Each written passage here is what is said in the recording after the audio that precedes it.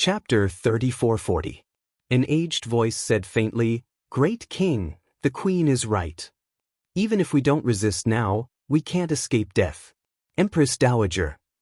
Concubine, she wanted to wail again, but the old Empress Dowager glared at her coldly. She shrank back and didn't speak. The great king looked at his wife and daughter with teary eyes. For a moment, hundreds of thoughts ran through his mind. Noble Lady Ying, who had been pushed to the ground by old Wu's subordinates, also said faintly, "Great king, everyone will eventually die. Although this concubine is a woman, this concubine isn't afraid of death. If they want to kill, let them kill. The great king doesn't have to change his mind for this concubine." Old Wu looked at the people present with gloomy eyes and said coldly, "Their bones are quite tough. I just don't know if the great king's daughters are all as tough as noble Lady Ying." After saying that, he signaled with his eyes and called for people to drag the 10th princess, Emily, out.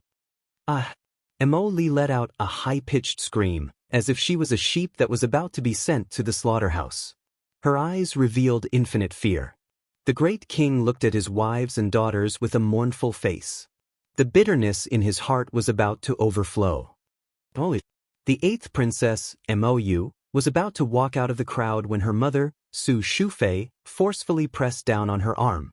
Su Shufei turned her head and gently shook it at her, indicating that she shouldn't be impulsive first. "Oh, my daughter." Concubine, she wailed, but she stood in place and didn't rush over to save her daughter. Old Wu's subordinate, who had dragged Emily out, used the tip of his knife to pry open Emily's outer robe. However, Emily's outer layer of clothing had already been stripped off with a flip of her body. Her eyes were filled with fear as she let out a cry of alarm. Her long hair fluttered along with that person's knife. She hurriedly reached out to cover the front of her robe. She was frightened like a frightened rabbit and screamed, "Royal father, royal father." The great king of Emo slammed his palm on the chair with a bang. "Stop it. The great king should immediately give the order to bring the imperial army to the Qiao family's courtyard and help our people break into the Qiao family's residence." Emole gritted his teeth. After a while, he coldly said, "In your dreams." He had given the order to let go of the Qiao family's matters, but his heart was already tormented. These people actually wanted to force him to join them and force the Qiao family? How could he do such a thing? Old Wu sneered. With a wave of his hand, Emily's clothes fell off like snowflakes. She was so frightened that she was like a little chick that had been strangled by the neck. She let out mournful cries as she hugged her body tightly with both hands. She squatted down and curled up into a ball, trembling in fear as she kept calling out, royal father, save me." The old great king glared at the evildoer in front of him and roared angrily, "Stop, stop, stop." "The great king still hasn't given the order?" Old Wu said with a smile, "Your daughter is about to be naked. Looking at this figure, it seems not bad. It's just right to reward my 2 subordinates." The 2 subordinates who were making a move immediately became lustful when they heard that. They raised their hands and pinched Emily's body. Emily squatted on the ground with all her might to shrink herself, as if she wanted to shrink into a hole and never pop her head out again. Chapter 3441. That's enough. Empress Zhao scolded. "It's useless to force the great king like this. The imperial army won't do anything to the Qiao family. Even if the great king gives the order, it's useless. Not only that, the commander of the imperial army, Hui Feng, has already brought a group of people to the Qiao family." Old Wu's face suddenly darkened, and he stared coldly at Empress Zhao. This old man was very ugly, and when he stared at Empress Zhao, his inverted triangular eyes turned outward, emitting waves of cold light. It seems that the queen really doesn't want to live long.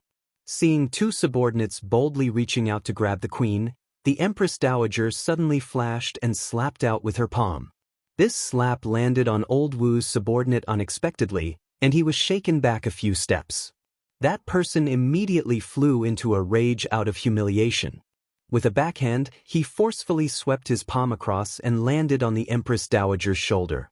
The Empress Dowager was knocked back several steps. With a bang, Her back hit the lattice door frame. Empress Dowager! Mo cried out.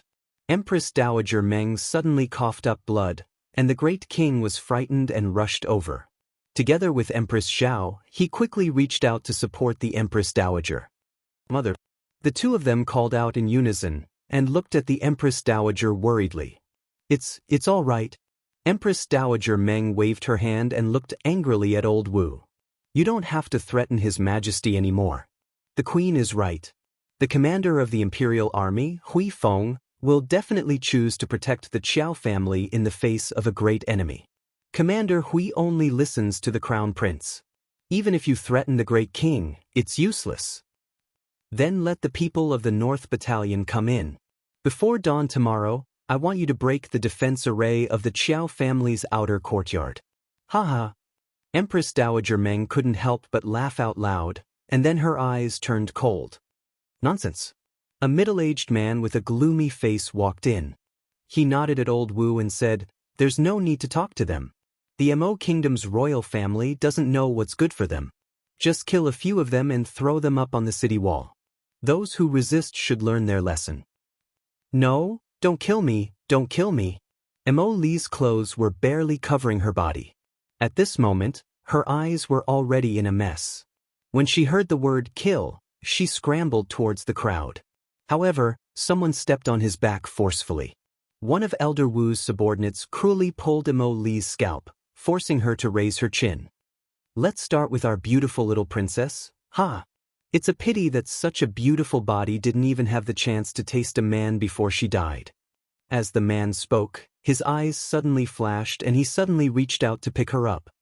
No, let me go, let me go. Let me go. What are you doing? Mo Li's eyes were bloodshot. He picked up an inkstone and threw it at the man's back. You beast, let go of my daughter. Oomph. Old man Wu's subordinate sneered. He tilted his head and easily dodged the attack. He carried Mo Li and walked towards the side hall. He laughed arrogantly. Since she's going to die anyway, why not let her enjoy herself before she dies? Isn't that better? Empress Zhao clenched her jade-like hands in her sleeves and shouted angrily, Do it! Ping ping. Sounds suddenly came from the doors and windows. Countless figures rushed in through the doors and windows, charging towards Elder Wu and the others. Chapter 3442. That gloomy middle-aged man harumphed coldly before laughing out loud. What use is the counterattack of ants? With a flick of his sleeve, he flung a dozen royal guards flying out and heavily flung them against the doors and windows. With several booms, even the gorgeous wall on one side of the palace was pushed down. The group of royal guards were smashed until their heads bled, but they still managed to prop themselves up and pounce at Elder Wu and that gloomy middle-aged man again. Elder Wu's two subordinates were also forced to join the fray. They didn't seem to exert much strength, but a group of low-level minor mystic cultivators was knocked down. Everyone fell to the ground with their heads bleeding, but no one uttered a sound. Queen Dowager Meng and Empress Zhao also immediately joined the battle. Even with Queen Dowager Meng's peak level 14 cultivation, she still wasn't Elder Wu's match. Thus, it could be said that the addition of Empress Zhao and the others was truly only a drop in the bucket. A bunch of ants actually dare to resist? That gloomy middle-aged man sneered. He lifted a royal guard and snapped his neck with one hand before flinging him out heavily. The corpse crashed at the feet of concubine Shi and the others, eliciting terrified sobs and howls. At this time, noble Lady Ying had already crawled up from the ground. She forcefully shoved a delicate royal concubine beside her and coldly said, What's the use of crying? Wipe your tears and watch carefully. You didn't work hard enough, so you're being slaughtered like ants. Royal Father, Royal Mother, this son has come too late to save you. Two uneven shouts came from outside the palace, accompanied by the shouts of the soldiers. Mo Li's complexion paled. Noble Consort Lin, who had originally been maintaining her composure, also couldn't help but cry. Stupid son, what are you doing here? Third Prince Mo Tang and Second Prince Mo Lu simultaneously kicked away some of the rubble in front of the palace gates and quickly walked in with a group of soldiers. Lu Fei, who was on the verge of collapse, nearly fainted. She had the same idea as noble consort Lin. It was good that her son wasn't in the palace and hadn't been captured. It would be best if her son was quick-witted enough to escape as far as possible. It would be best if he could escape the Mo kingdom capital and never return. From the looks of it, the Mo family would not be able to escape this calamity for the next 2 days. But now, Imperial Mother. Mo Lu hurriedly reached out to support his mother. The fourth princess Mo Shuang at the side also stopped making a fuss today. She cried out while weeping, "Second brother, what are you doing here? Aren't you sending a sheep to the tiger's den by coming here? It won't help at all." Mo Lu said in a deep voice, "All of you are in this palace, how can third brother and I not come?" In the past, when there were no external enemies, it was fine for his own people to fight and scheme against each other. However, it was different now. Now that his entire family was in the hands of others, if they did not rush over to save them, then they would be too unworthy of being sons. At this moment, Mo Lei was already in tears. He nodded and said, "Good, good. Today we, father and son, wife and children, mother and family, will live and die together once again." Ha! Thump thump. As they spoke, that gloomy middle-aged man, together with Elder Wu and his 2 subordinates, had already taken care of all the imperial guards. The group of soldiers that Mo Lu and Mo Teng had brought were also barely holding on. They retreated step by step in defeat along with the second prince and third prince's group, protecting Mo Kingdom's great king and his royal concubines as they simultaneously retreated into the main hall. Queen Dowager Meng was injured, her complexion somewhat pale. Chapter 34-43. Empress Zhao gasped for breath as she reached out to support her. Grief welled up in her heart and she couldn't help but say, "Mumu, Chinchia isn't afraid of death, but it's a pity that I won't be able to see my son again before I die." Empress Dowager Meng thought of the delicate couple and couldn't help but tear up. She nodded repeatedly, "It seems that we're going to die here today. You're so young, yet you're not afraid of death. What do I, an old woman, have to fear?" Empress Dowager Meng couldn't help but sigh. At the same time, Mo Yu had already seized an opportunity to drag back the unconscious Mo Li who was rolling on the ground. She looked back and quickly tore apart the pink curtain that had fallen to the side. She forcefully tore off 2 pieces and wrapped Mo Li's naked body. Mo Li. She gently shook her twice. Mo Li suddenly opened her eyes and revealed a frightened expression. She waved her hands and screamed, "No, no, no, don't catch me, don't catch me." "Oli, it's okay, Oli, 8th sister." Mo Li couldn't help but burst into tears when she saw that it was Mo Yu who was holding her. "You've been wronged." Mo Yu bit her lips and tightly hugged her trembling body. "8th sister, are we all going to die here today? Crown Prince Gidge won't come to save us, right? Crown Prince Gidge is too far away from us." Mo Yu tightly held her hands and said, "Perhaps he hasn't received the news of our death yet. But don't be afraid. Our family is together. Even if we die, there's no need to be afraid." Mo Li curled up in her arms and couldn't help but cry. She was really scared. At this moment, she couldn't help but blame the Qiao family in her heart.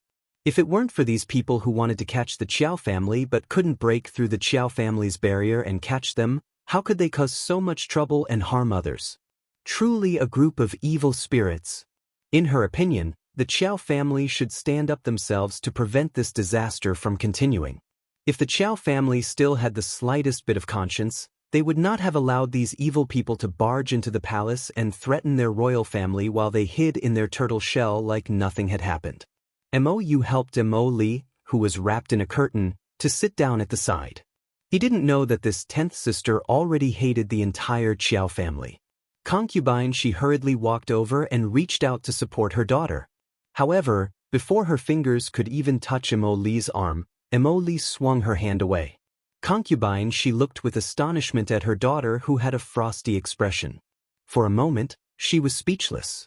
Mo Li glared at Concubine she with resentment. Don't think that she didn't see it just now. When she was caught by that lecher and was about to take her away, her mother didn't dare to come out to save her at all. She just blindly hid in the crowd. Her courage was even less than Empress Zhao's. At the most critical moment, Empress Zhao, who had always been strict with this group of concubine daughters, came out to save her. However, her biological mother couldn't help at all. Only just now Mufei was concubine. She's lips trembled and she couldn't speak. What should she say? Should she say that she didn't dare to save her daughter because of the situation? Or should she say that she was afraid and couldn't wait to hide? How could she care about her daughter's life and death? Emily turned and walked behind Empress Dowager Meng and Empress Zhao. Chapter 3444. She was almost disdainful of concubine Shi. Concubine Shi looked at such a cold daughter and sobbed. Ninth Princess Mo Shui helped her to the side. In a flash, everyone was forced to a corner of the inner hall. The concubines kept sobbing, but they didn't dare to cry out loud. Mo Lei, Empress Dowager Meng, and Empress Zhao stood side by side. In front of them was a group of guards who were forced to retreat. Bang! The gloomy middle-aged man killed a young guard and threw his body in front of the screaming concubines. Achieving the desired effect, the gloomy middle-aged man smiled and looked coldly at Mo Lei and the others. He said in a cold voice, "You want to do this the hard way. Since you are so stubborn," and he reached out and grabbed Empress Zhao's neck with his fingers spread open. Mo Lei's expression changed and he cried out, "Queen!" Just as he reached out to resist, he was swatted away by the other's palm. His body fell back crookedly. Empress Dowager Meng reached out to support him. She took a breath and sent out a burst of mystic energy towards that person's hands. She tried to save Empress Zhao. But at this moment, Old Wu suddenly attacked. He punched Empress Dowager Meng's right hand. Everyone heard the sound of the Empress Dowager's arm breaking. In an instant, Empress Dowager Meng's right arm fell down. Empress Dowager! Empress Dowager! Mother Empress! Everyone cried out involuntarily in fear. The group of young guards were even more fearless as they pounced forward, wanting to stop the violent Old Wu. However, to Old Wu, these people were nothing more than a group of insignificant dust particles. Old Wu roared, Mantis trying to stop a chariot. He kicked away a young guard who was hugging his leg. The child was kicked away and hit a pillar heavily. He spat out a mouthful of blood. Old Wu grabbed Empress Dowager Meng's injured hand and squeezed it tightly. The Empress Dowager's face was pale and cold sweat poured down, but she didn't even make a sound. She just looked at him coldly. Today, if I die, the entire Mo kingdom will die. It doesn't matter if everyone dies, but in the future, our fate will be the fate of your entire family. Empress Dowager Meng's eyes were like a pair of cold souls under the ice and snow. It was so cold that Senior Wu couldn't help but shiver. Old Wu sneered and grabbed Empress Dowager Meng by the neck. Is that so? If I kill all of you, who will know in the future that it was us who did it? Do you think the Crown Prince of the Divine Land knows what happened today? Ha! He laughed complacently, his voice filled with killing intent. I didn't know that you bunch of rascals actually dared to come to the Lower Star region to show off your might. In the Divine Land, with your cultivation, what can you be called? Coming to the Lower Star region of the Sikong Star region, you sure showed off your might. You really opened my eyes. A cold voice came from outside the dilapidated palace. Even the voice seemed to be covered with a layer of cold, murderous intent. Frost fell on the ground. It was as if the temperature of the entire area dropped a lot in an instant. Old Wu's hand, which was holding Empress Dowager Meng's hand, twitched slightly. He turned around abruptly and saw a tall figure against the light striding into the ruins of the palace. Just 4 level 10 spiritual masters, coming to the Lower Star region to show off their might. Chapter 3445. Your family should be very proud of you, right? Mo Lien walked into the hall with his hands behind his back, looking at these people with a spurious smile. It was as if he wasn't angry at all. His gaze didn't even linger on Empress Dowager Meng and Empress Zhao for even half a second. He was completely focused on Elder Wu and the gloomy middle-aged man. Elder Wu's hand trembled, and his grip on Empress Dowager Meng's neck tightened. Don't come over. He suddenly sensed that his life was in great danger, and his entire body couldn't help but tremble slightly. It was a very strange feeling. He clearly didn't know the young man in front of him, and there didn't seem to be any powerful energy fluctuations coming from this young man, but he felt extreme fear, extreme fear. Hui Feng. Yes, Your Highness, Hui Feng answered with a grave expression as he walked quickly to Emo Lien and lowered his head slightly. He had served the Crown Prince for many years and had long sensed the Crown Prince's current mood fluctuations. Although the Crown Prince was still smiling like a spring breeze on the surface, he already had thoughts of killing people in a fit of rage. How could His Highness the Crown Prince not be enraged when he saw this scene of devastation? I want them alive.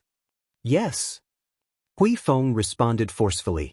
With a raise of his hand, 7 to 8 figures instantly appeared behind His Highness the Crown Prince and abruptly dashed forward at lightning speed. 2 against 1. Like eagles catching chicks, they instantly rescued Empress Zhao and Empress Dowager Meng from the enemy's hands. They then twisted the arms of Elder Wu and the others behind their backs and ruthlessly kicked them to their knees. Elder Wu's face was filled with terror, and he didn't even have time to react before he discovered that he had been subdued.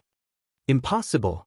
Elder Wu twisted his body and was about to unleash a vicious attack when Hui Feng pressed his head down and forcefully slapped him to the ground. With a crisp bang, Elder Wu discovered that his vision was covered in blood, and there was a bloody hole in his head. He was already feeling a bit dizzy. Very good. Emo Lien sneered. His voice wasn't very loud, but it was as if winter had descended. Darkness enveloped them, and a ruthless, low pressure pressed down on everyone's hearts. Take a guess. How do you think I will deal with you? As Prince Emo said this, he quickly walked forward and reached out to support Empress Dowager Meng. Grandmother, I'm late. Empress Dowager Meng raised her other uninjured arm and touched his cold cheek. She couldn't help crying. Before this, Prince Emo and Arbor had split up because they felt that the situation was quite dangerous. One went to the palace to rescue the emperor, and the other led people to the Qiao family. At the same time, the Qiao family was also struggling to hold on. Everyone in the Qiao family was currently sitting in the main hall, raising their heads to listen to the rumbling thunder coming from the roof. The group of people outside had climbed onto the roof and were wantonly destroying the defense array glyphs. This talisman array had already lasted for several days, and its talisman energy was being consumed at a terrifying speed. I'm afraid that this defense array will be broken in less than an hour, second Uncle Qiao Zhongxing said with a dark expression. Qiao Zhongbang also nodded. He took out a talisman from his pocket and stuffed it into Wei Ziqin's hand. If the array is broken later, take Xiao Sen, Xiao Hu, Xiao Yao, and sister-in-law and leave first. Chapter 3446. Madame Ren immediately jumps up from the chair. No. I won't leave. Be good. Qiao Zhongxing sighs and pats the back of his wife's hand to comfort her. You and sister-in-law, take the children and leave first. Father. Qiao Hu anxiously calls out. Qiao Zhongxing glares at his son. You won't even listen to your father's words? No, father. Enough. Qiao Zhongxing lovingly looks at his son and pats him on the shoulder, saying, Your wife is pregnant, so it's inconvenient for her to move around. You have to take care of her nearby. Your uncle and I will be fine, don't worry. Bang! A loud sound comes from above, and Qiao Hu seems to feel a burst of fine sand falling down in front of his eyes. The roof is about to be broken open. Bang! Suddenly, a human face appears above the roof. It shakes slightly and then disappears. Everyone heard the sound of arrows flying in the air from outside. Ding ding dong dong, many of the arrows even nailed to their doors and windows. Uncle Qiao, are you okay? The 12th prince is here. Wei Ziqin slightly tightens her hand holding her youngest son, and the expression in her eyes suddenly changes as she looks at Qiao Zhongbang. Qiao Zhongbang also hurriedly shouts, 12th prince, why are you here again? Didn't I tell you to go back to the palace? Quickly go back to the palace. Mou laughs brightly, Uncle Qiao, I promised my big brother that I would protect you well. Now that the Qiao family is in danger, how can I just stand by and watch? Qiao Zhongbang feels even more anxious. Just as he is about to speak, he suddenly hears Mou laugh. It seems that a friend is here. Uncle Qiao, don't worry, we can still hold on for the time being. Even if they can hold on, they can't. They are hiding in this room, but they let the 12th prince, a 14-year-old boy, lead people to risk their lives for them. How can their Qiao family do such a thing?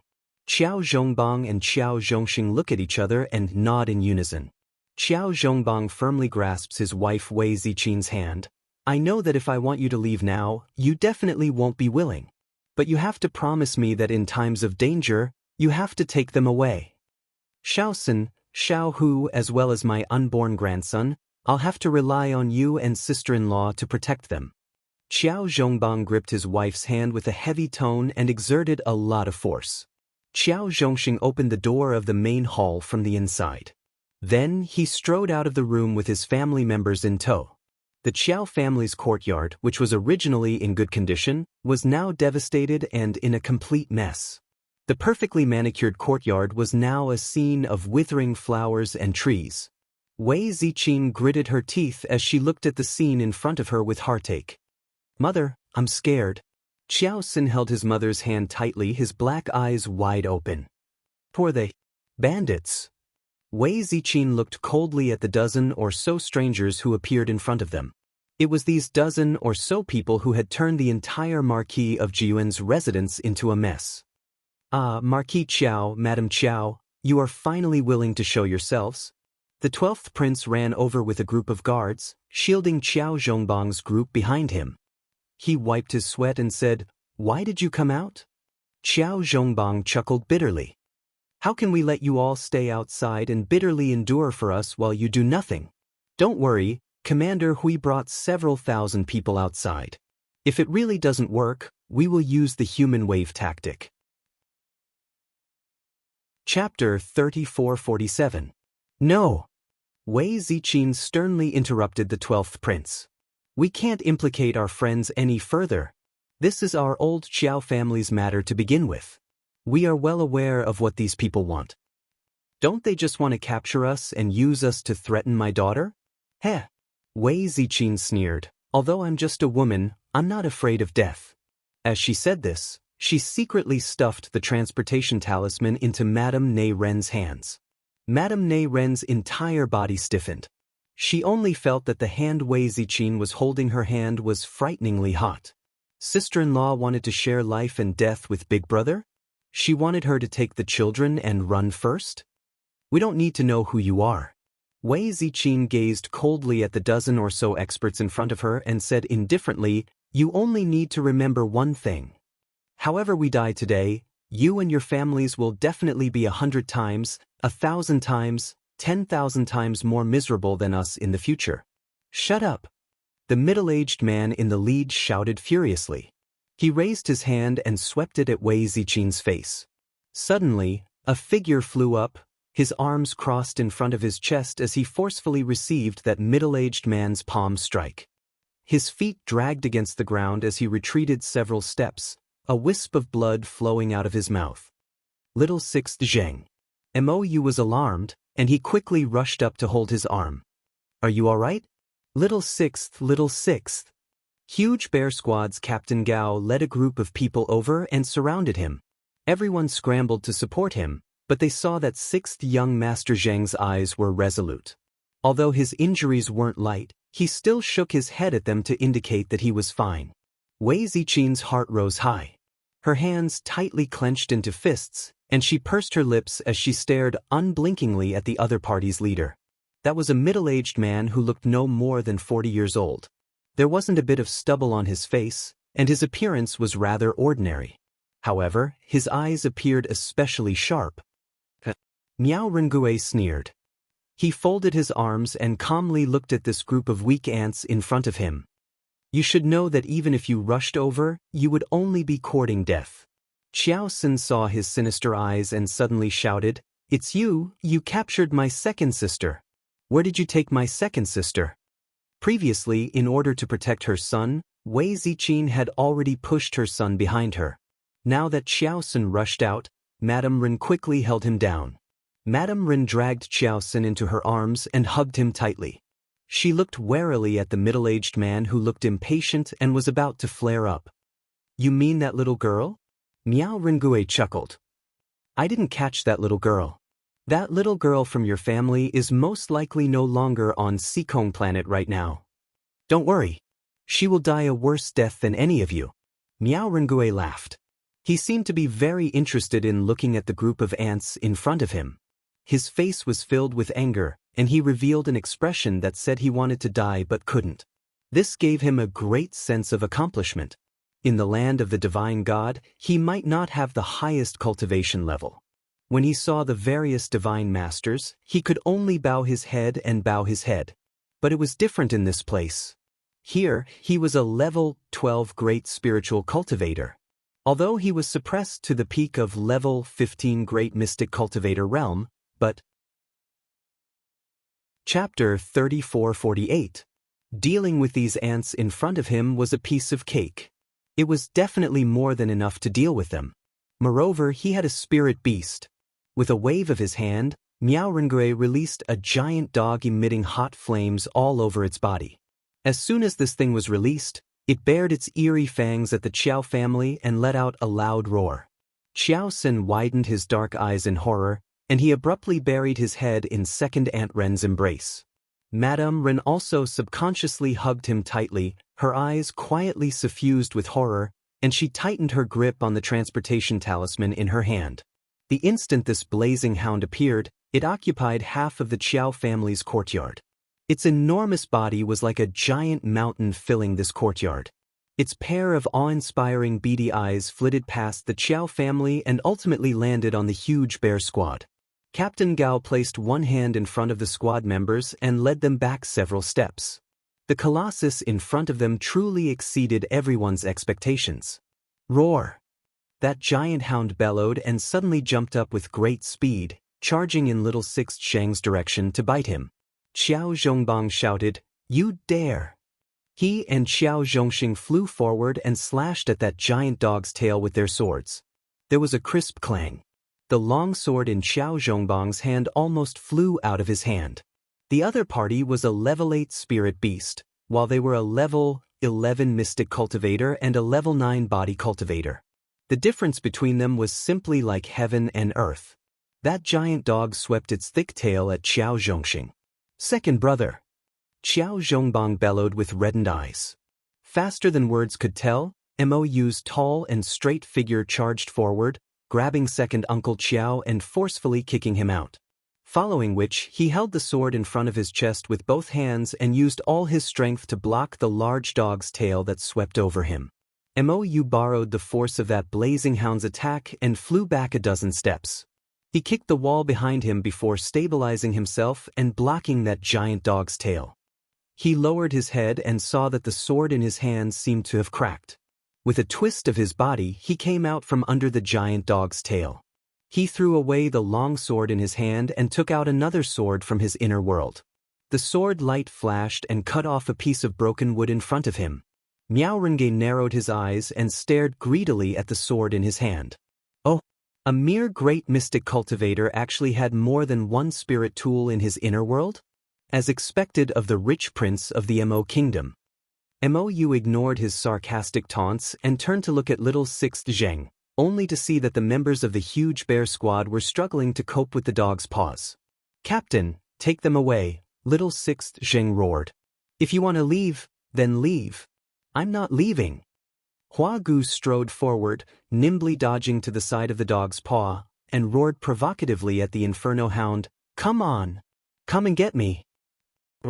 As if enraged by Hua Gu, the Inferno Hound moved and pressed down on this plump woman. Hua Gu turned around to dodge and shouted at a young man with a bamboo figure, Take Mr. Zhong and leave first. You haven't even seen the crown princess, so there's no need to risk your life. You said she's a member of the huge bear squad, so she's my teammate." Chapter 3449. The young man called Ai without turning his head, suddenly reached out to block the raging flame hound's front paw. When his hand touched the flaming hound's paw, his skin made a sizzling sound.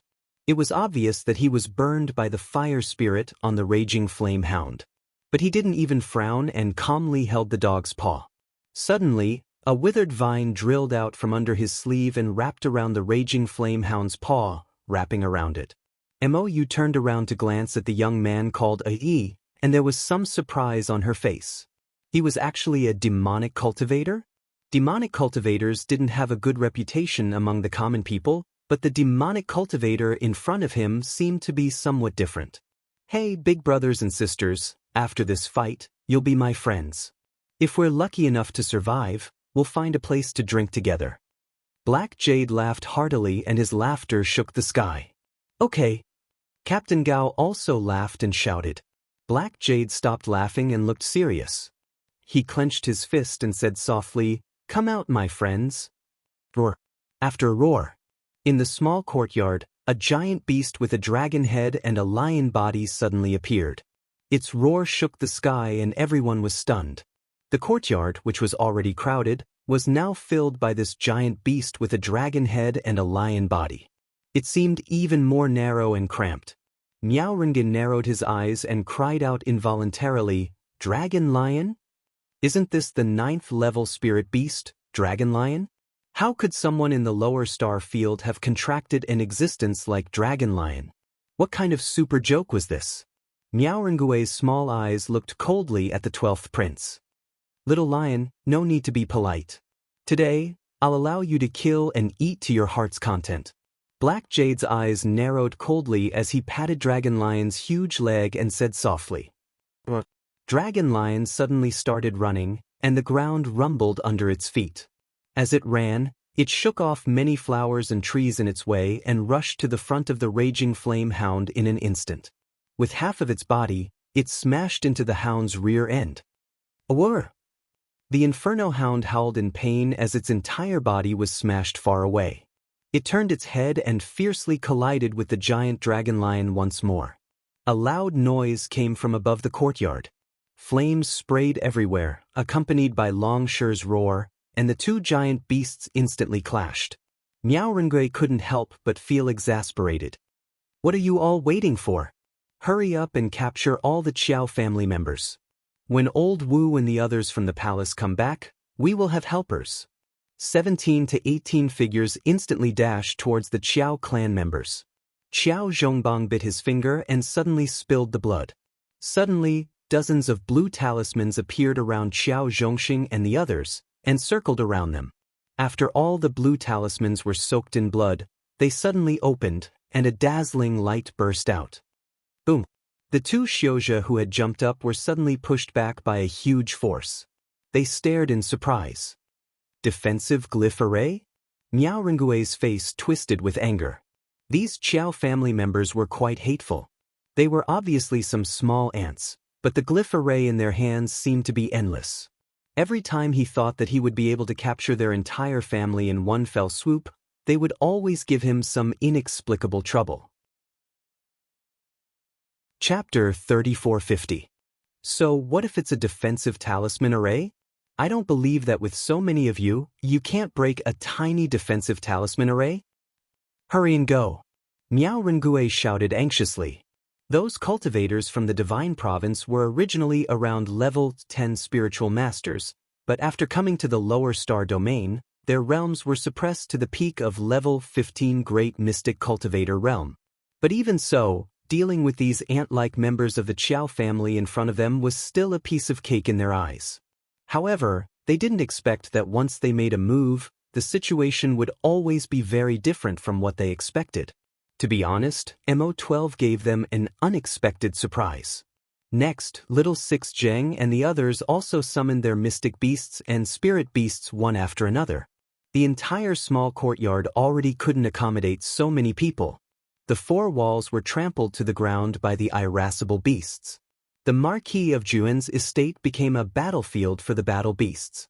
Only the sound of the wind could be heard everywhere, accompanied by beast roars and fighting. Miao Rengui stared in displeasure at the members of the Qiao family surrounded by the defensive talisman array and shouted angrily, "Capture the others first." Before he could finish speaking, Qiao Zhongbang flew out of the defensive talisman array. Another faint light circled around his palm, and 60 blue talismans once again formed a defensive talisman array, rapidly enveloping Little Six Zheng and the others. Damn it! Meowringa bellowed. Don't let them shrink back into their turtle shells. Kill! More than a dozen of Meowringue's subordinates simultaneously rushed up and slapped their palms on the two defensive talisman arrays. Madame Neyren tightly hugged Qiao Sen in her arms and pulled him back a few steps. Little Sixth Zheng and the others moved very quickly. After being enveloped by the defensive talisman array, they attacked Meowringue's subordinates from time to time. Relying on the protection of the defensive talisman array, Meowringue's subordinates were ambushed several times. Among them, a fatty wearing a headscarf was swept in the abdomen by a withered vine released by and he was almost stabbed by Captain Gao's sword. Fortunately, he was quick-witted and retreated several steps, thus avoiding another withered vine attack that Ai threw at him. Looking down, he saw that the clothes on his abdomen had already been cut open by the sword Qi. But with Captain Gao's strength, it would be difficult for him to hurt this profound realm level 15 expert. The fatty jumped up furiously as if he had been stabbed in the buttocks. Cursing, he took out a giant hammer from his inner world and smashed it at the defense rune array in front of him. Bang! Bang! It was as if he had not expected the defensive array glyphs to be so sturdy and unbreakable. The fatty roared and rubbed his fists, ready to fight against the defensive rune array. Little Sixth Zheng and the others made use of the defensive array glyphs to launch several attacks at Fatty and the others, but they were slapped back every time. If it weren't for the defensive array glyphs protecting them, they would have been injured long ago. Little Sixth, be careful. Hua Gu pulled Little Sixth Zheng's arm and kicked that fatty's left leg. This time, when he kicked out through the defense array glyphs, it was like kicking an iron plate. Hua Gu hurriedly bent down and stroked her leg, rubbing it back and forth to reduce the pain. Hua Gu, how are you? Captain Gao called out anxiously. Don't worry, I won't die. This defensive array glyphs is about to be broken, Little Sixth Zheng said with a cold expression.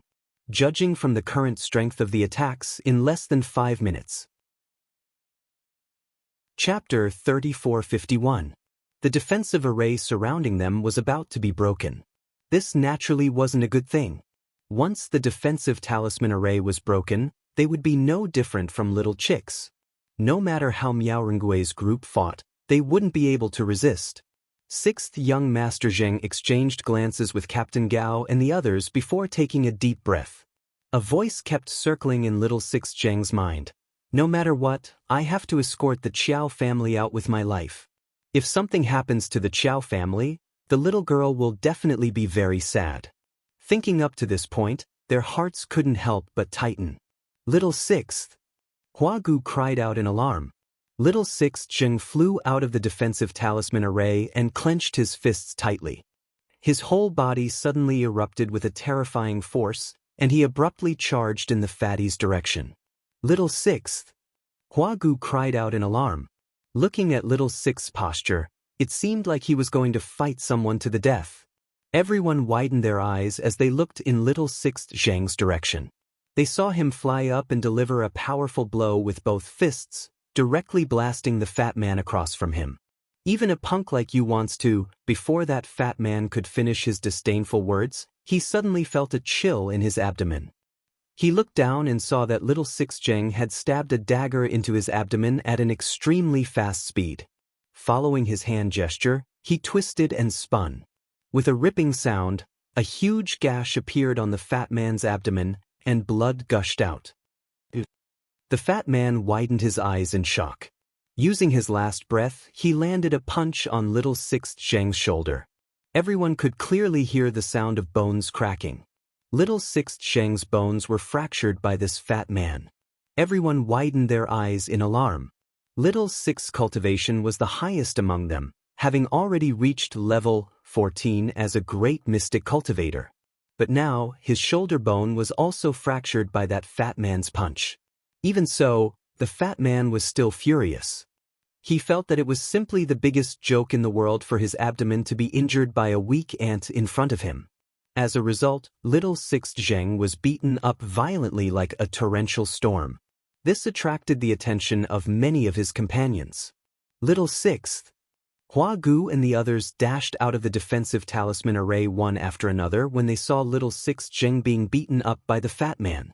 Unexpectedly, little Sixjing turned around and waved his hand at them, indicating for them to leave first. He only watched as that fat man grabbed little Sixjing's arm and fiercely twisted it before kicking him. How could the rest of the people just sit by and watch? It was even more impossible for them to abandon their companions and flee. Bah! Little Sixjing spat a mouthful of blood on the fat man's face and said with a sneer, "You regard us as ants, but in the eyes of others in the Divine Province, you people are perhaps inferior to ants." "What did you say?" That fat man was truly infuriated by 6th young Master Zheng. He covered his bleeding abdomen with one hand and hurriedly took out a healing pill from his inner world and swallowed it. He gloomily stared at the 6th young master, who was covered in blood and whose original color could no longer be discerned from his white robe. He sneered and said, "Stinking brat, today I'll use you as an offering to my saber." After saying this, amidst the jeers of his companions, he put little Sixth on the ground in a few moves. Then he raised his fan-sized palm and punched little Sixth Zheng's head. If this hit landed squarely, little Sixth's head would definitely bleed, and he would lose his life. Chapter 3452. Miao Rengui looked at his subordinates who were watching the show and said gloomily, "Why aren't you guys making a move? Why are you only watching the show?" "Boss, don't be anxious. In any case, none of these people can escape today. Let's see how the fatty beats that punk until he cries for his parents first. Isn't that punk arrogant? Let's see how he can still be arrogant now. Even if he doesn't kill that punk with this punch, he'll at least turn him into an idiot. Haha, I wonder what kind of scene it will be if this gigolo turns into an idiot." A burst of taunting laughter spread among them. Miao Rengui's subordinates all looked engrossed in watching little Sixth Zheng suffer a setback. Some even crossed their arms in front of their chests, assuming a lofty and contemptuous posture. Hua Gu and the others dashed over and yelled, "Stop!" their eyes nearly popping out of their sockets. However, with their skills, it was very difficult for them to rescue their companion from that peak mystic cultivator's hands. In the blink of an eye, that fatty's fist, which was the size of a copper bowl, was about to land on little Sixth Zheng's head. Suddenly, a green vine, which was as thick as a person's wrist, shot over from afar and fiercely tugged at that fatty's hand. It directly coiled around his fat wrist 3 to 4 times and pulled tightly. The fatty instantly narrowed his eyes from the pain, feeling like his wrist was about to be broken in that instant. The pulling force was so great that he forgot to scream for a moment.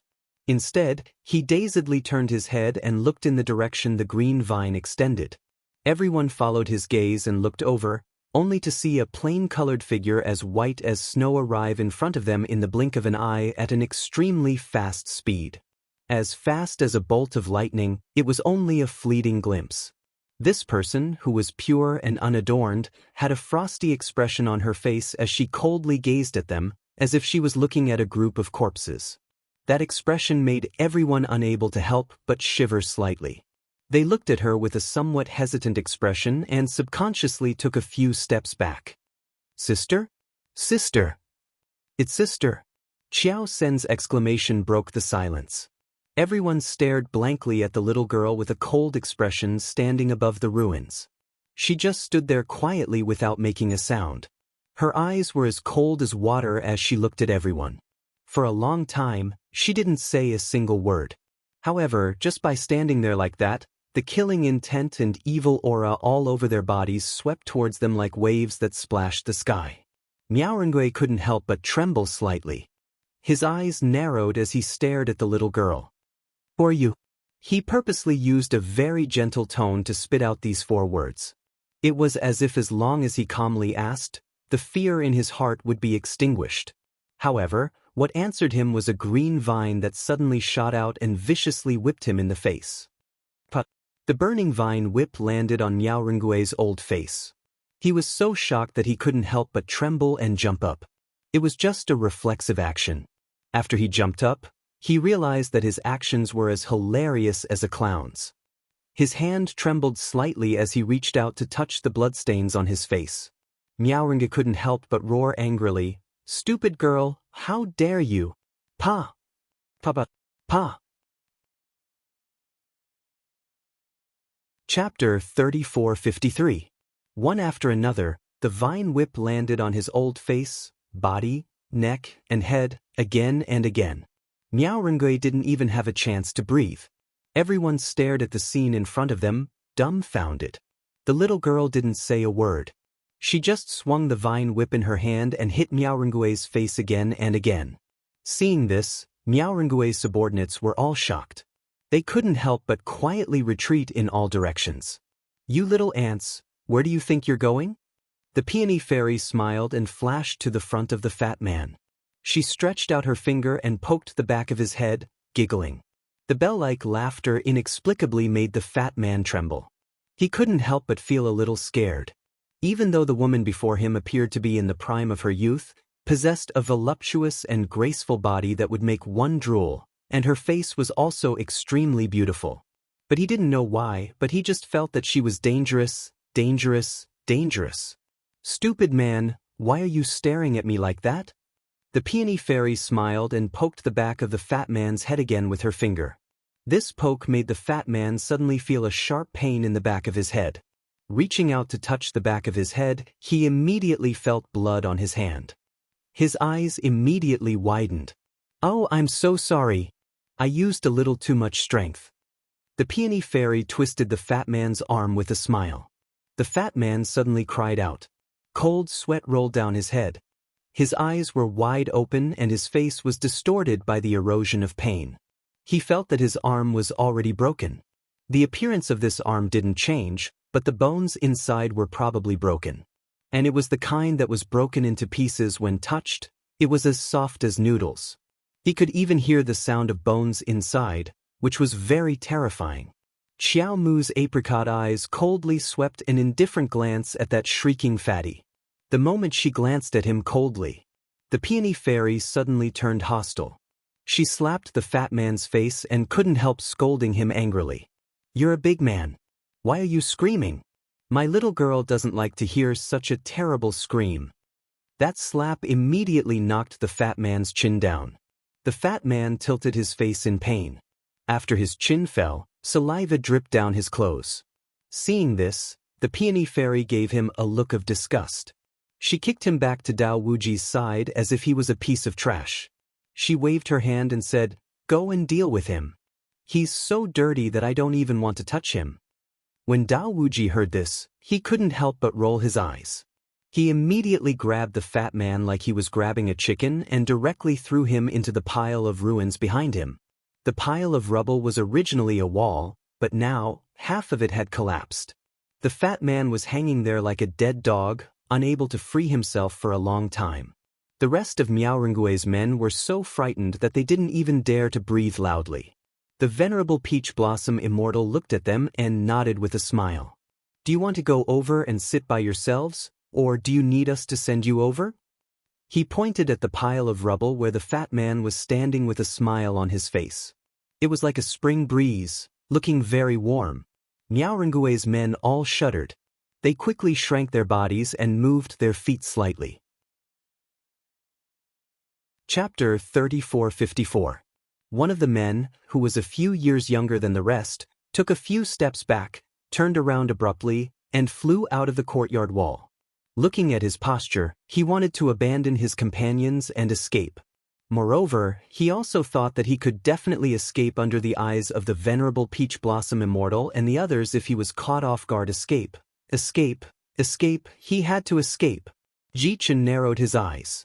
His powerful divine sense turned into a bolt of lightning and struck the man's back. The invisible pressure was like an insurmountable mountain. It hit the man so hard that he fell to the ground. He rolled twice on the ground, gasping for breath, and coughed violently. The young man felt as if his shoulder had been cut open by a heavy long knife. All the bones in his body seemed to have been completely shattered by this blow. He did not know what was going on. The rest of the people's expressions changed abruptly. They looked at Ji-Chen in horror. They had seen it very clearly just now. This person did not move at all. He did not even move a finger. It was definitely just a wisp of divine sense. After releasing it, he beat the man to the ground. What did this mean? It meant that this person's divine sense was far above all of them. It was like an insurmountable mountain. It was too high to reach. How could they endure this? Want to escape? How would you be able to escape when someone else's divine sense enveloped you? Miaorongui turned to look at the young man who was groaning on the ground and could not get up. The rest of Miaorongui's subordinates all trembled and walked sensibly toward the ruins where the fat man was. They lowered their heads like roosters that had been defeated in a fight. How could they still be in high spirits and at ease? When they looked at their leader, Miaorongui, they could not bear to look at him directly. The fat man and the others could not help but tremble secretly when they saw such a miserable state. The leader had been hit by countless vine whips all over his body. He was on the verge of death. He breathed in less than he breathed out. Would Arbor let him die so easily? The answer was obviously impossible. She put away the vine whip and stared coldly at Miaorongui in front of her. She looked at this guy who was lying on the ground like a dead dog, not moving at all, as if he was dead. Xiao Mu shot him a chilly glance, and Boundless Blade immediately ran up. He jerked his buttocks and dragged Miaorongui over like trash, ruthlessly tossing him at her feet. Xiao Mu glanced at the man who was paralyzed on the ground and stepped over him, walking toward her parents and family without consulting anyone. Don't let him die. Her cold voice was like a bit of frost spreading from the depths of winter, so cold that it made people keep quiet out of fear. Qiao Zhongbang and Wei Ziqin recovered from their shock and rubbed their eyes. They could not believe that Zhou was standing right in front of them. Zhou? Qiao. The whole family hurriedly withdrew the defense array glyphs and ran out, surrounding her in an instant. Arbor secretly clenched her fists. She thought of the dangerous scene just now. If she had come a step later, something might have really happened. Zhou, quick, come and take a look at young Master Zheng's injuries. Wei Ziqin was very careful. She did not have time to chat with her daughter. She hurriedly grabbed her daughter's hand and pulled her to little Sixth Zheng's side. Arbor crouched down next to little Sixth Zheng. She could not help but exude a cold aura when she saw that he was covered in blood. Chapter 3455. This guy's shoulder bones were fractured, and his arms were also broken in several places. Most importantly, he suffered a brutal beating from that fat man. Not only was his body riddled with scars, but his internal organs also suffered very serious internal injuries. He truly looked too wretched, and Arbor couldn't help but feel pain for him. Does it hurt? Little Sixth Zheng shook his head with feigned ease. Don't worry. If it weren't for the fact that he was injured, Arbor really wanted to give him a good knock on the head. How could she not worry? This guy's fighting style just now was simply too reckless. It was completely a desperate stance of harming the enemy at the cost of his own life. Her needles were very swift, and she only needed to insert a few needles to stop the bleeding. She then took out a medicine bottle from her inner world and poured out a pill for him to swallow before saying, "The injuries to your internal organs can't be healed in a short period of time." As she spoke, she had already perfectly connected his broken bones, carefully applied ointment, and fixed them with a splint. This tendon-rupturing bone-mending ointment can't touch water for 2 hours after it's applied. It can be removed after 2 hours. If you can move your arms perfectly fine, that means there aren't any major problems. If it still feels swollen and sore, then you have to tell me immediately. We still have to apply the ointment again. Little Sixth Zheng was somewhat lost in thought as he gazed at the little stoic girl prattling endlessly in front of him. It seemed like they hadn't seen each other for too long. At first, he thought it was his misconception and kept feeling that the little girl in front of him was unreal. But now, after listening to her endlessly instructing him, she raised her hand to poke his forehead.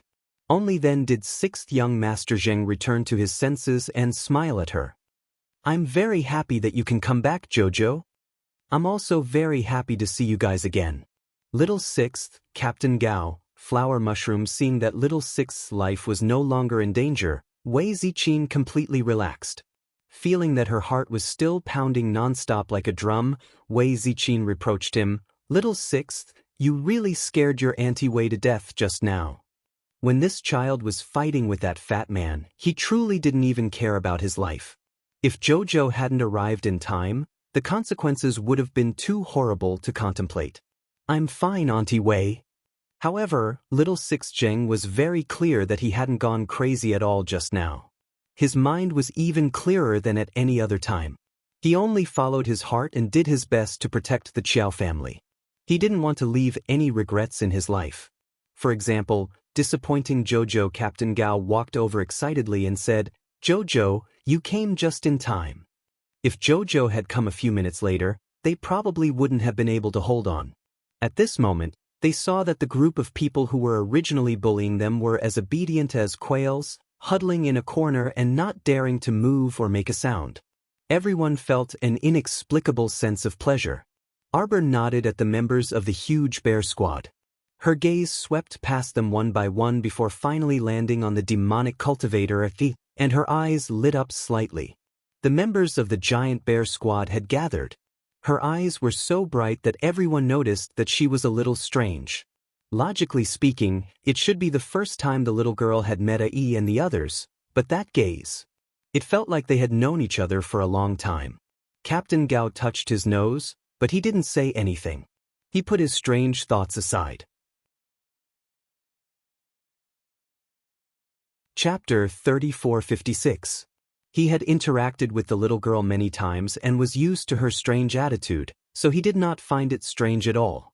On the other hand, Ai and the others looked at the little girl curiously. Although they felt strange, they did not say anything. "Mother!" Arbor released Shaolin with a wave of her hand and let the little girl run to her parents.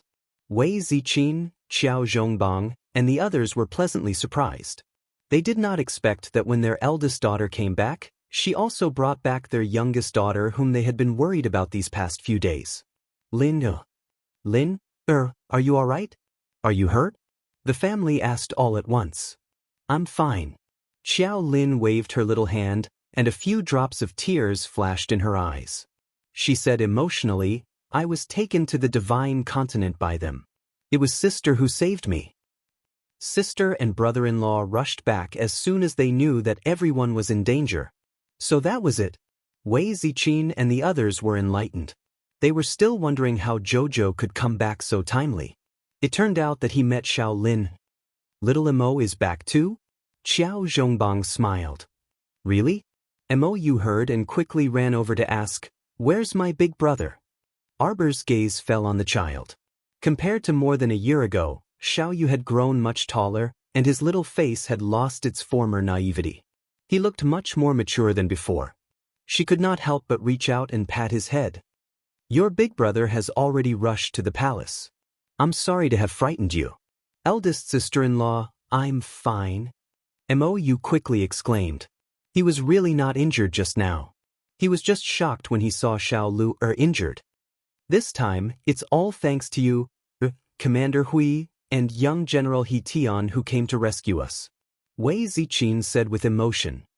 "I wonder how the situation in the palace is now." "Mother, don't worry. With Lian here, nothing will happen."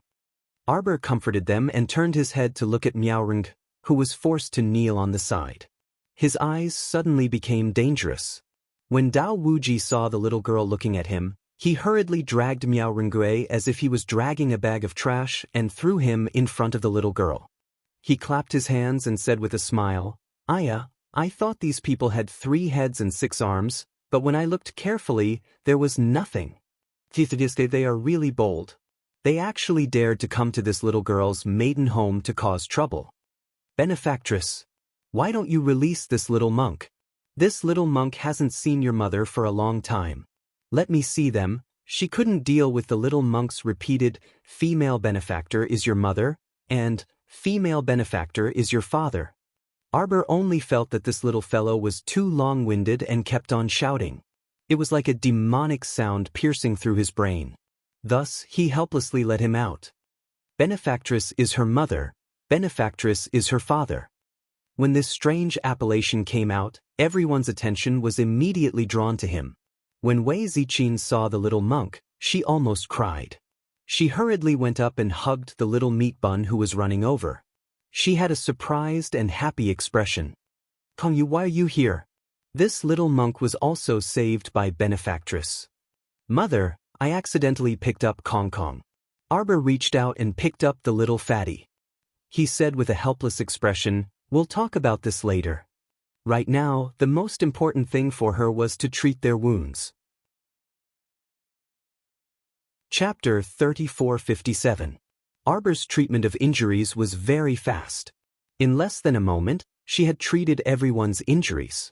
After this battle, everyone more or less had some small injuries on their bodies. Xiao Mu distributed different pills, medicinal liquids, ointments, and the like to them.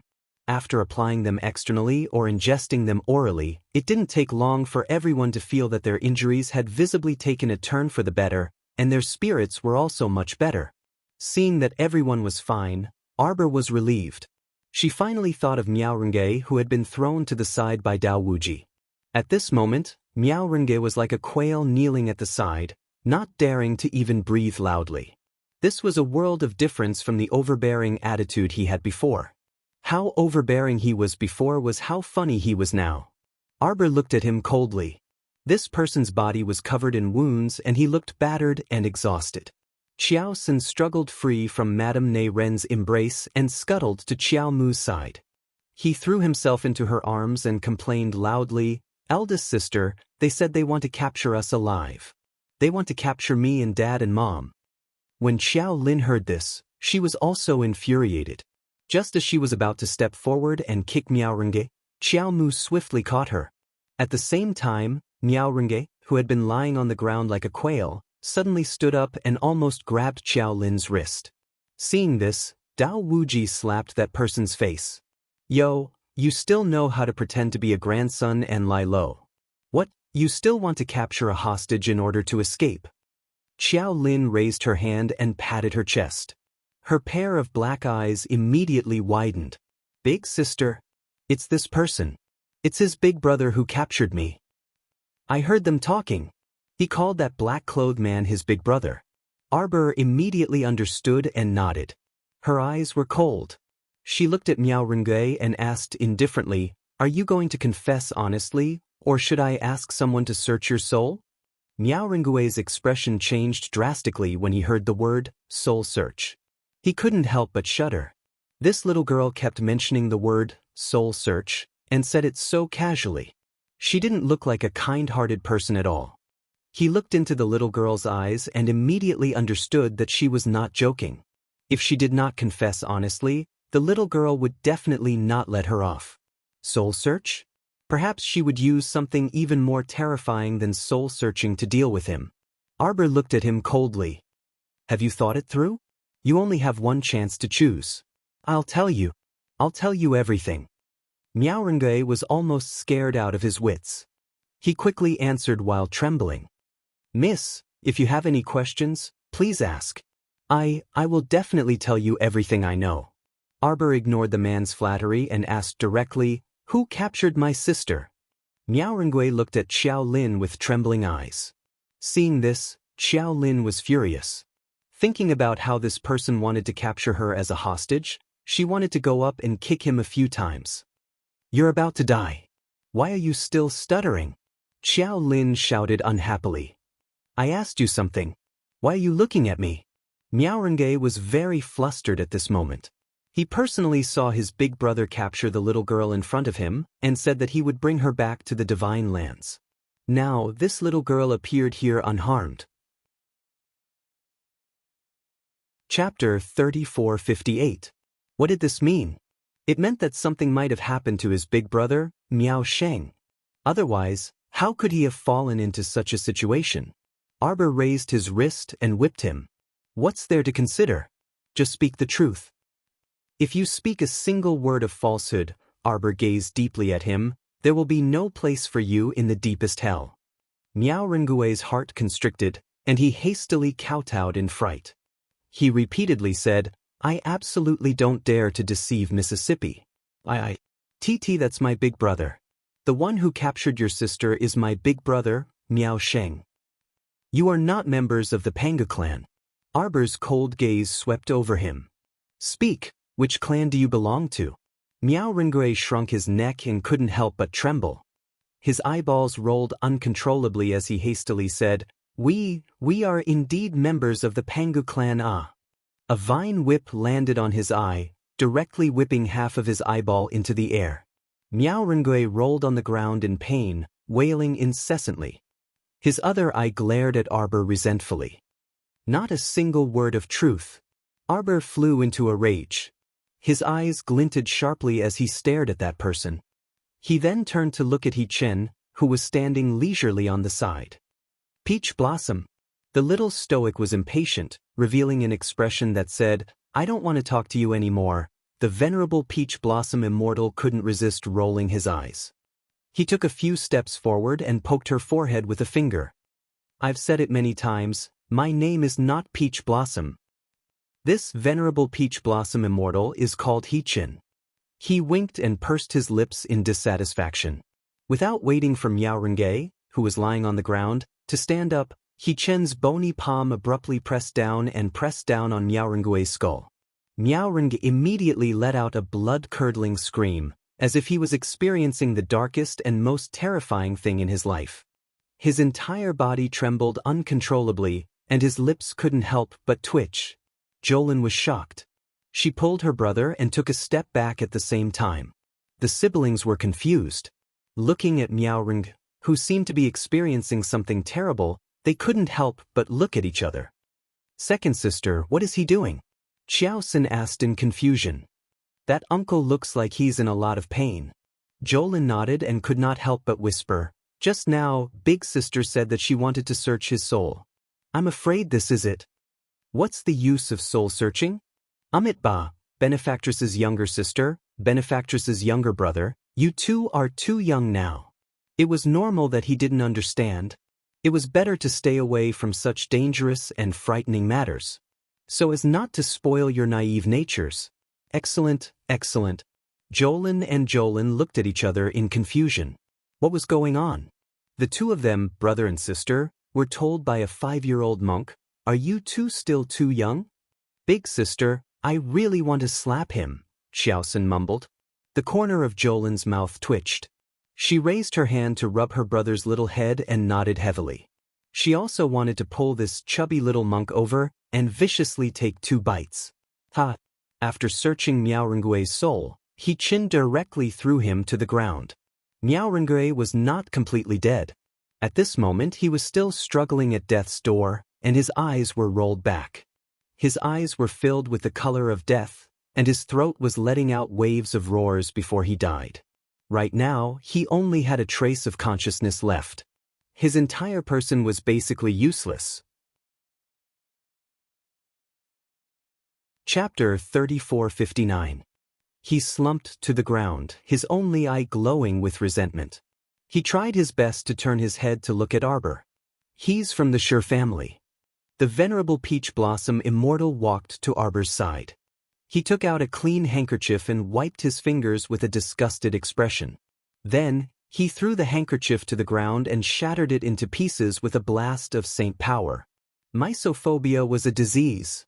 Arbor glanced at him and asked, "The Sure family? That Sure family?" This guy's big brother, Miao Sheng, is the second daughter of the Sure family's first branch, Shi Yongqian's close confidant. So this incident was caused by Shi Yongqian? Anger roiled in Xiao Mu's heart, and her eyes, which were as clear as a cold moon, seethed with a thunderous fury. What a Shi Yongqian! What a Shi family's second daughter! She hadn't had time to settle the score with her for what happened in her previous life. Now, she had the guts to attack her family again. It was simply too wonderful for words. Arbor's eyes were filled with murderous intent. "Shi Yongqian, you've lived long enough."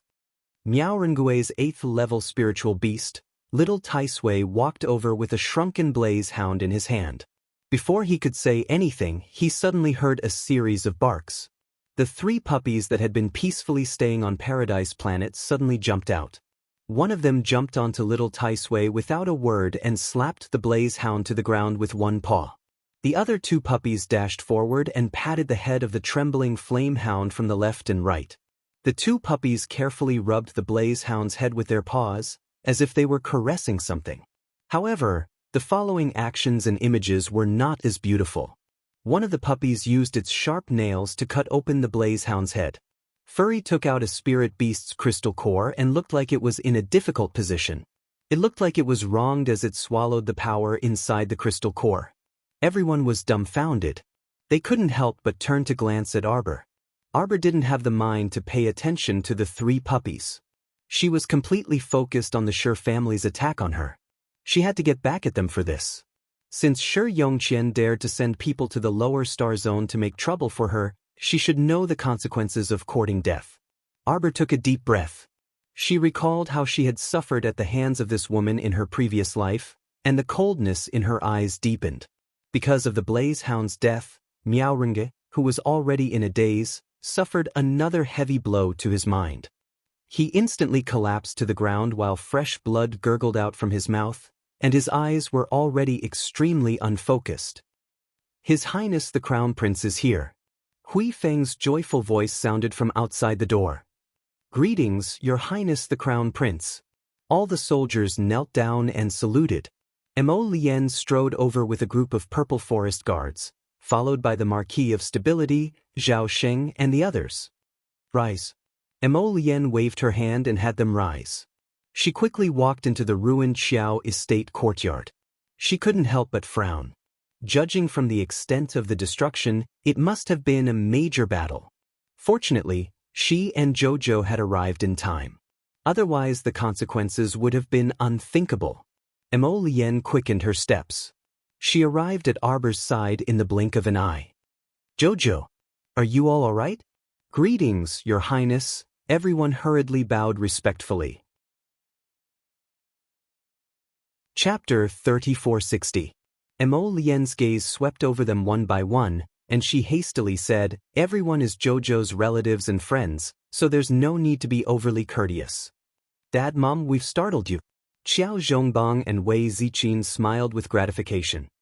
Little Mo, you and Jojo came back just in time. It was a scare but not a mishap, a scare but not a mishap. How's the palace? Arbor asked in a low voice. Grandmother is injured, and it's quite serious. Ah? Grandmother's injury is very serious. Mou was startled when she heard this, and she hastily ran to their side. Eldest brother, where is grandmother injured? She injured her right hand. I'm afraid you'll have to take a look at her injury. Mo Lien frowned and turned to grab Arbor's small hand as she spoke. Wei Ziqin was instantly anxious. Jojo, quickly enter the palace and examine Her Majesty the Queen Dowager. Okay. Arbor nodded. Mom, don't be anxious. I'll definitely treat grandmother. Wei Ziqin recalled that little Sixjing had also injured his shoulder and arm just now, and it was extremely serious, but her daughter had also roughly treated it in a few strokes. Presumably, Her Majesty the Queen Dowager should be fine as well. Then let's not delay any longer. There's nothing else to do here. Jojo, quickly enter the palace with little Okay. Arbor nodded and looked back at Miaoringe, who was staring at the sky with his eyes wide open. He had already died from the backlash of the spirit beast's death. He snorted coldly. This person really got off too easy. Those people are useless now. Arbor swept a glance at the row of people gathered next to the ruined wall and said aloofly, including this Miaoringe, crush them into ashes and find me an exquisite little jar to store them in. The venerable Peach Blossom Immortal couldn't resist twitching his mouth, and he nodded with a grin. Oh my God, even when their little miss did such a cruel thing, she still appeared so amusing. The little stoic's eyes were aloof, but her words were gentle and soft, as if she wasn't going to crush their bones and scatter their ashes. I want to give Miss Shi a gift. She turned around and glanced at He Shurchen. We have to wrap it up nicely. Otherwise, the host will only say that our etiquette is not good enough. Yuan Shurchen couldn't help but cough lightly and nod. Got it. If the little girl wanted to give Miss Shi a gift, then the gift couldn't be too light. 1 jar wasn't enough, so 3 jars would be just right. Little Tai Sui glanced at Jichen speechlessly. Do you know what you're called? In the eyes of others, what you're doing is called being an accomplice to a villain. How could that be? My Jojo is so cute. How is he helping the evildoer? He was obviously helping the little guy catch the evil and eradicate the traitor. The venerable Peach Blossom Immortal couldn't help but roll his eyes at him. He pulled little Tai Sui over and pushed it toward the pile of rubble. Remember to be careful. He had to be fast, ruthless, and accurate. Don't dawdle. I'll go inside and find a few exquisite jars and jars. Do your best. Little Tai Sui, what happened? Why did he become the culprit? When Fairy Ginkgo saw this, she couldn't help but burst into laughter. Oh my God, little brother Tai Sui, do you want big sister to help you? I'll thank your whole family first. Little Tai Sui irritably rolled its eyes at Fairy Ginkgo before walking toward Miaorengue's subordinates who were already scared silly. Miaorengue's dozen or so subordinates were all scared to death. From the venerable Peach Blossom Immortal and the others subduing them with thunderous methods, to soul-searching Miaorengue and killing his 8th-level spirit beast. Chapter 3461. After this series of events, they had long since been scared out of their wits. How could they possibly think of resisting? When they saw little Tai Sui walk over, one of them hurriedly fell to the ground and cried tearfully, "Venerable Immortal, please spare my life." Before the suppression of cultivation realms, Luo Renge was the one with the highest cultivation base among them. Now that Luo Renge had been dealt with so easily, how could the remaining people not be afraid? Now they were filled with regret. If they had known this would happen, they would never have followed Luo Renge to the lower star region to show off their might. Now they were in big trouble. They had to pay with their lives just to show off their might. This was obviously not a good deal. However, the situation had already been decided. No matter how much they kowtowed and begged for mercy, even if they kowtowed to death, no one would pay them any attention. Little Tai Sui glanced at them indifferently, then slapped the top of their heads with a backhand. At the same time, Arbor and Emolien rushed back to the palace at top speed. They hurriedly headed for the Empress Dowager's Longevity Palace. Along the way, Arbor couldn't help but frown when he saw the devastated state of the palace. Someone came to the palace to cause trouble? When I arrived, someone surnamed Wu brought 3 people and captured a large number of concubines to threaten father. When Emolien thought of her old father's frightened appearance, the anger in her heart couldn't help but overflow. Even though this adoptive father of his was muddle-headed and bad, the love he had for him did not contain any benefits, and there was no discount at all. Moreover, although this old man sometimes lost his wits due to lust, he still listened to his ministers. All these years, the entire Mo kingdom could be considered to have had good weather, and the people were in good health. If another obstinate and self-opinionated person were to lead the Mo kingdom, they might not be able to do as well as his father.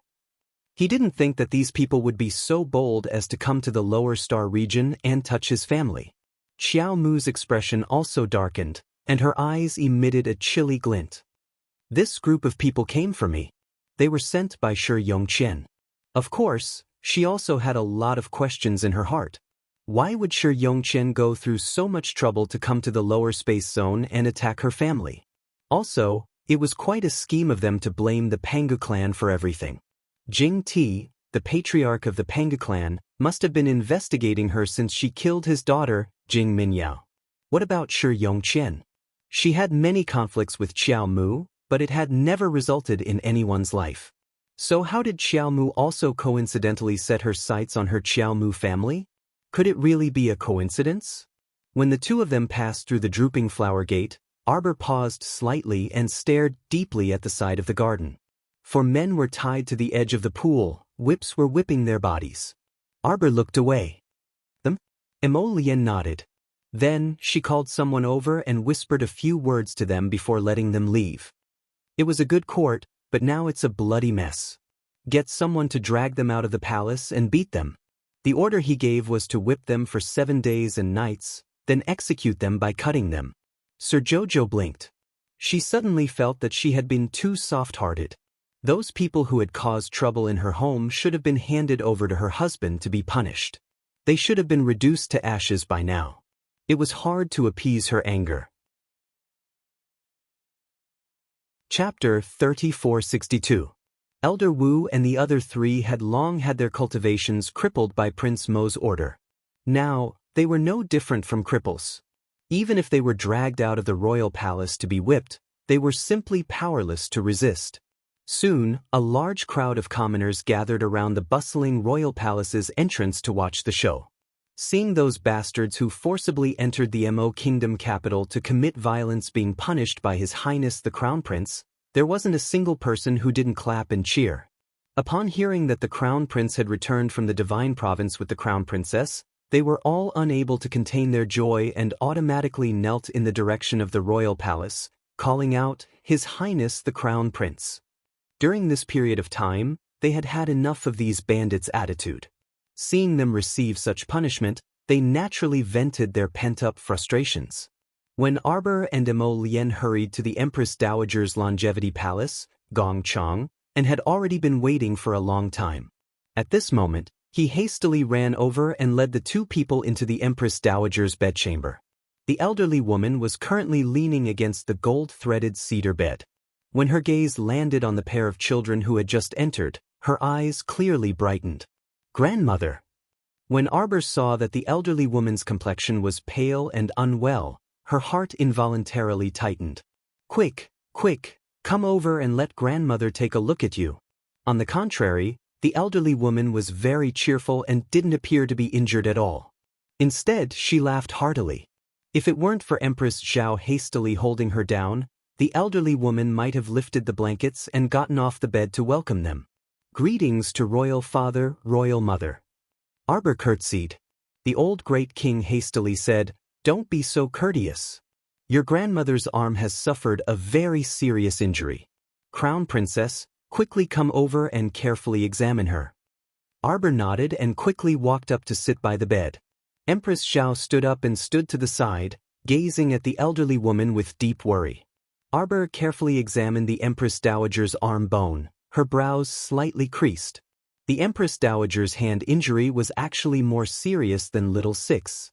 Moreover, she was already old, so it was better not to use some overly strong medicines. The great king and Empress Zhao saw that she was silent after the examination, so they asked worriedly, Is it untreatable?" Arbor nodded. Then, he took out his needle bag and helped the old lady lie down. "But grandmother has to listen to me. She has to follow my instructions in her daily life. She has to abstain from certain foods and can't be too greedy." She had just taken her pulse and found that the old lady's arm was not the only injury. Her body also needed to be nursed back to health. When the old lady heard this, she immediately muttered unhappily, "I didn't eat too much. I only take 1 or 2 bites every time." Empress Zhao couldn't help but hold her forehead as she exchanged glances with the old great king. The Empress Dowager's personal old mama, Feng Gu, smiled and said, "Crown Princess, you really have to talk to the Empress Dowager this time." "Don't tell on me," Empress Dowager Meng muttered. Suddenly, she felt a slight tingling in her arm. She looked down and saw that the little fellow had already taken out the silver needles from her arm. Apart from the slight tingling just now, he didn't feel anything wrong with it. Empress Dowager Meng said with a smile, "Jojo, your healing skills are getting better and better. I didn't feel anything when you healed me." Arbor pursed his lips. He took out a pill and stuffed it directly into the Empress Dowager's mouth. "Grandmother, don't be greedy for sweets anymore. I gave you a prescription. You can drink it once a day for half a month. I guarantee that you will be full of energy in the future." Chapter 3463.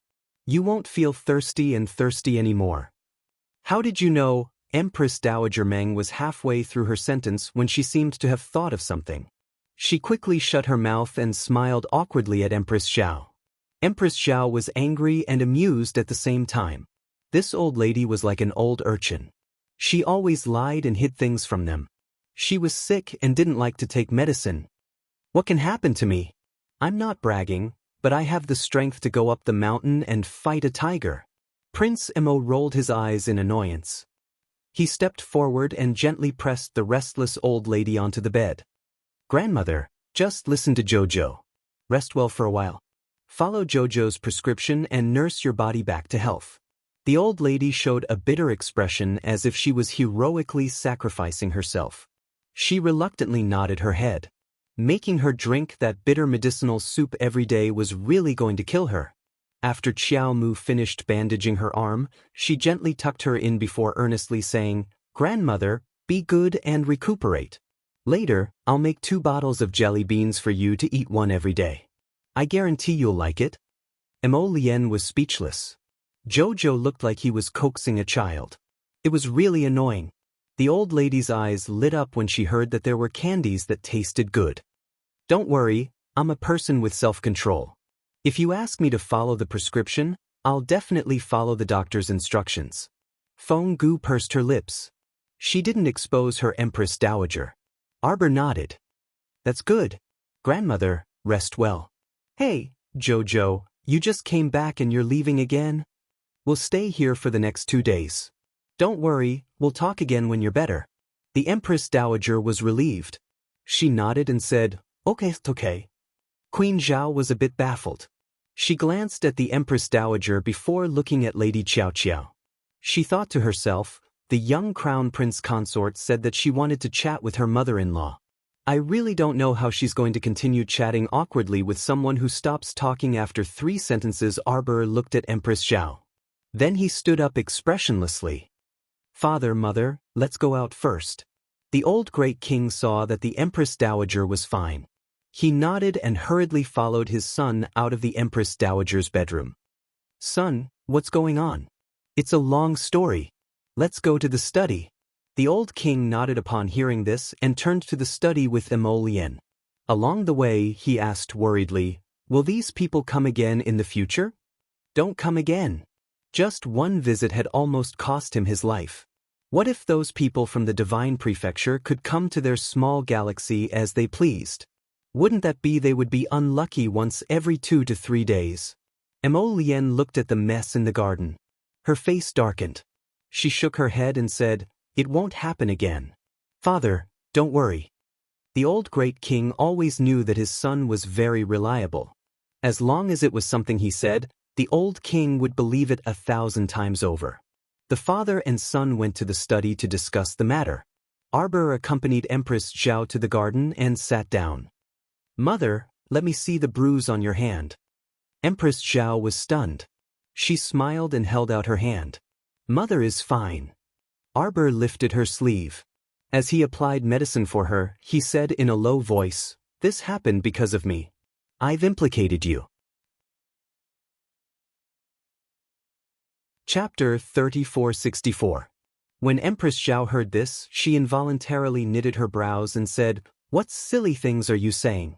Since we are a family, we naturally share blessings and misfortunes. What's there to implicate?" Arbor looked up at her and nodded. "Don't worry, this kind of thing will never happen again." Empress Zhao smiled at her and nodded.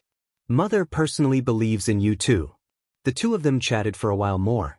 Seeing that the queen wasn't in good spirits, Arbor had someone send her back to the palace to rest. That night, Arbor drew several thousand different jade talismans on Fish Orchid Planet.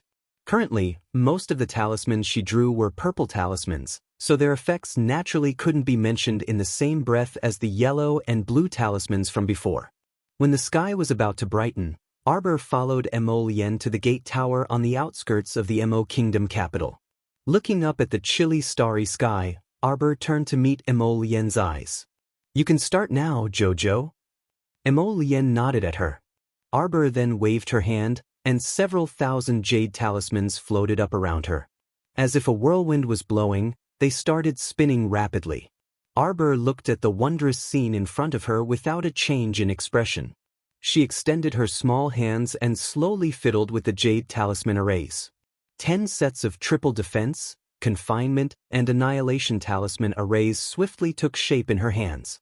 Even though Mo Lien was experienced and knowledgeable, she couldn't help but sigh softly. His Jojo could actually create so many purple talismans in a single night on Fish Orchid Planet where the flow of time was 12 times faster. It was simply breathtaking to construct such a powerful attack, defense, and annihilation array.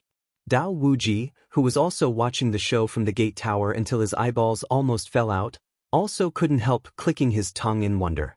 The little stoic is amazing as expected. It's not like no one in this world knows how to draw defense and confinement talisman arrays. but every talisman array she draws is basically a purple talisman.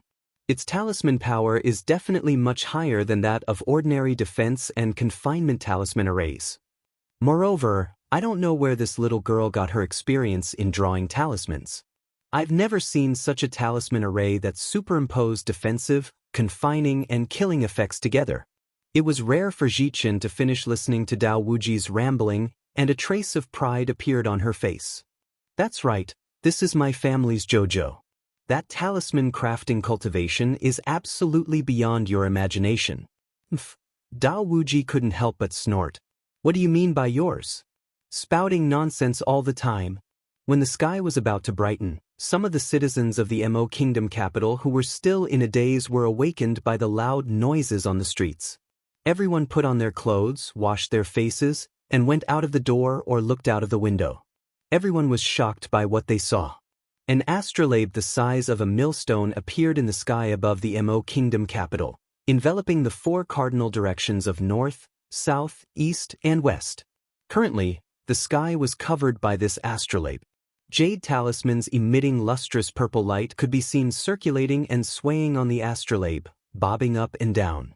Everyone ran out of their rooms in a clamor and looked up at the sky, conversing with each other in bewilderment. What is this, mother? The children asked, blinking their eyes in bewilderment. I don't know whose handiwork it is to actually assemble countless talisman arrays into this. An elderly man who knew a little about talisman arts looked up at the sky in excitement. He muttered to himself for a while, but he actually couldn't find the right words to describe this large-scale talisman array in front of him.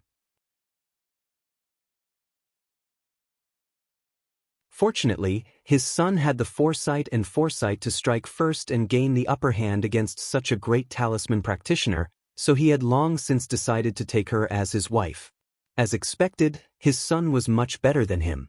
Just his taste in picking a wife couldn't be mentioned in the same breath as his father's. Arbor glanced at the great king, who was grinning like the skin of an orange, with a stoic expression. Chapter 3466.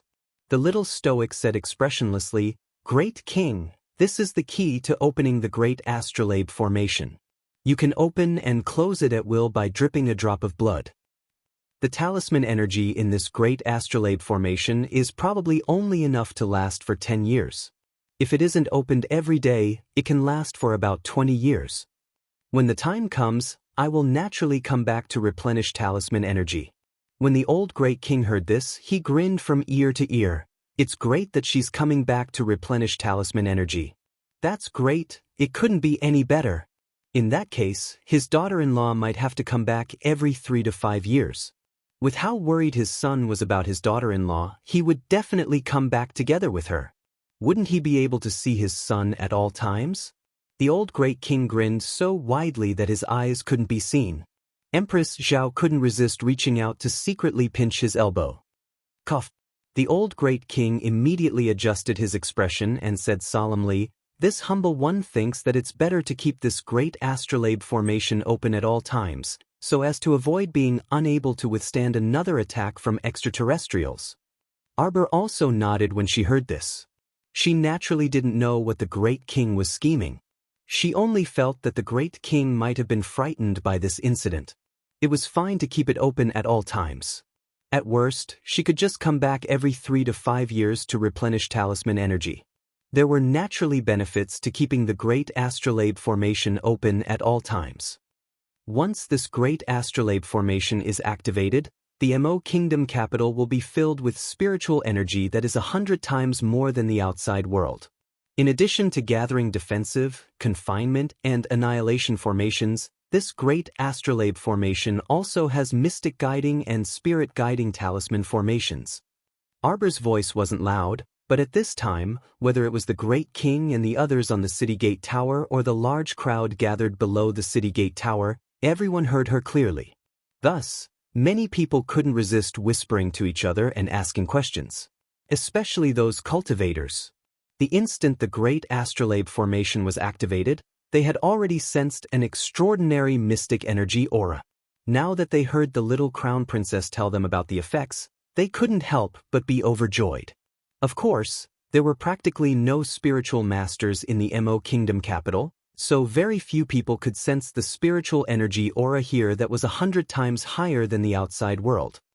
The transfer rune formation in the astrolabe formation can only transfer 10,000 people at most. When Xiaomu said this, she was also a bit excited on the inside. She had never thought that the teleportation array attached to the astrolabe grand formation would be able to teleport 10,000 people. This teleportation glyph array was reserved for them to use at the most critical moment to escape. Of course, he probably wouldn't need to use it. After all, the confinement and extermination rune arrays attached to the great astrolabe formation could kill all of them, not to mention 4 people like Elder Wu. Even if 400 or even 4,000 people like Elder Wu came here in the future, they would all be killed. The purpose of her setting up this teleportation glyph array was to leave a way out for the Great King and the others. Don't you feel that the sky seems to have darkened? As he spoke, the Marquis of Jiajing Su Pingyong, who was always good at smoothing things over, looked up at the gloomy sky in astonishment. Just now, it looked like the sun had just risen from the east. How could it be? In the blink of an eye, it looked like dark clouds had gathered. Everyone rubbed their eyes and discovered that they weren't seeing things. What's going on? It's really darkened. Upon hearing this, Arbor looked up at the sky, then glanced at her husband. Mo Lien couldn't help twitching his mouth. He kept feeling that this matter was developing in a strange direction.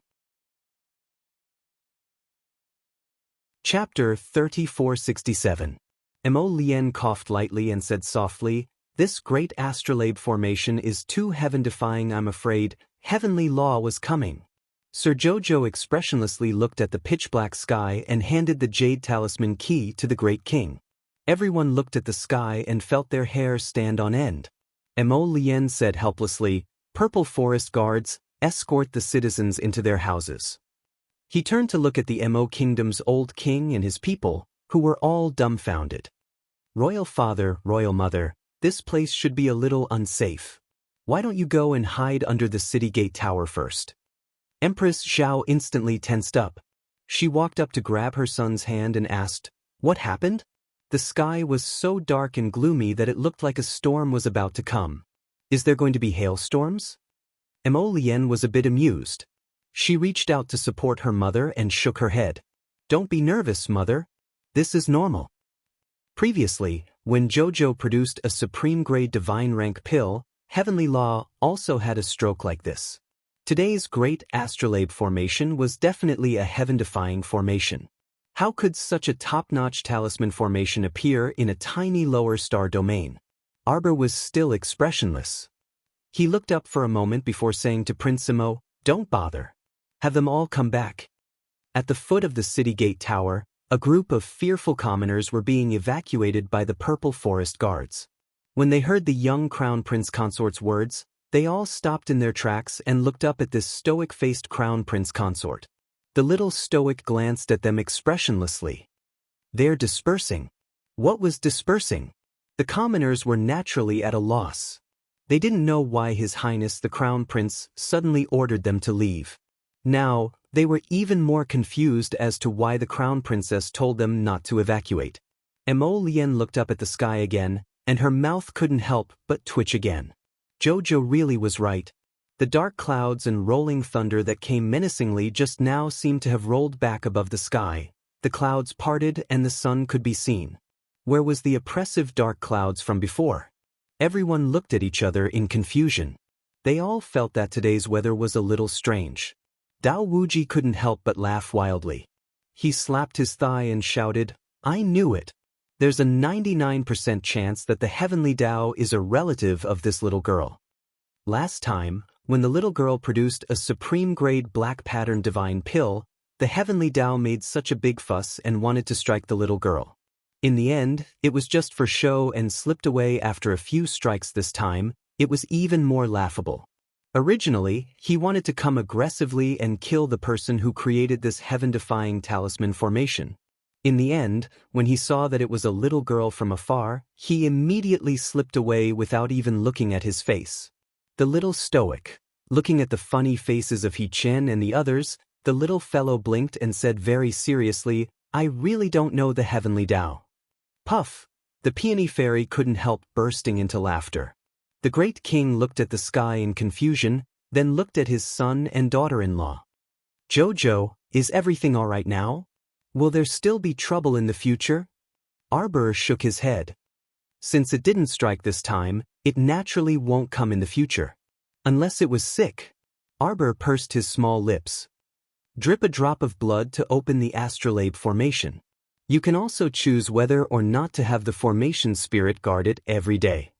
Yes, of course it has to guard it every day, the great king hastily said. This way, he could naturally consume more talisman energy. Chapter 3468. The old great king's plan was brilliant. This way, he could make his son and wife come back a few more times. Emolienne saw through her old father's thoughts and glanced at him with a spurious smile, but she didn't say anything. He reached out to hold Jojo's small hand and said softly, You've also been busy the whole night. Let's go back to the palace and rest for a while. Arbor nodded. After the two left, the excited commoners on the streets still couldn't resist discussing this matter in high spirits. Of course, with the protection of this great astrolabe array, the Mo Kingdom capital was already surrounded by a copper wall. Countless cultivators who heard the news would rush to this mystic domain in the future. After all, the mystic energy here was much denser than some of the naturally formed mystic domains in the outside world. Cultivating here would definitely yield twice the results with half the effort, to the extent that the Mo Kingdom capital was almost overcrowded in the future. The old great king could only issue a decree to raise the entry requirements. Only those who met the requirements could enter the city after registering their cultivation. These were all for later. After resting for the whole afternoon, Arbor returned to the Qiao family in the evening. At this time, the Qiao family's courtyard was already undergoing orderly restoration work.